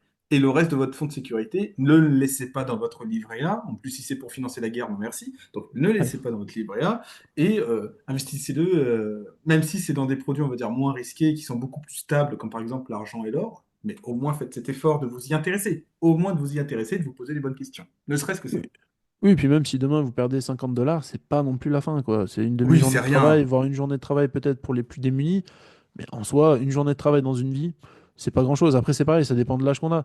J'ai mis des 100 €, 150 € dans des boîtes de nuit pour me mettre une bouteille pour faire un peu le malin. C'était bien, hein. J'aurais préféré aujourd'hui mettre ces 150 € sur Realty, par exemple.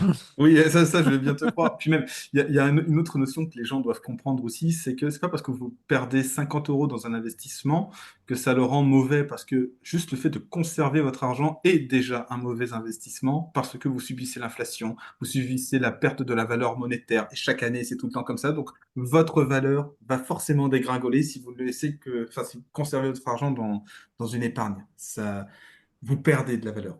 Donc, Oui, autant le puis mettre dans des choses qui compensent. Au moins, il ne y serait-ce a que ça. aussi quelque chose, c'est pas parce que demain, en me connectant sur mon portefeuille, je vois que les 50 € ou 50 $ que j'ai mis, peu importe, en bourse ou n'importe quoi, ou même sur le projet Ranfi ou voilà, sur mon portefeuille, ça va être marqué 30. C'est la valeur que ça vaut actuellement. Tant que je n'ai pas vendu, je n'ai pas encaissé ma Oui, perte du tout.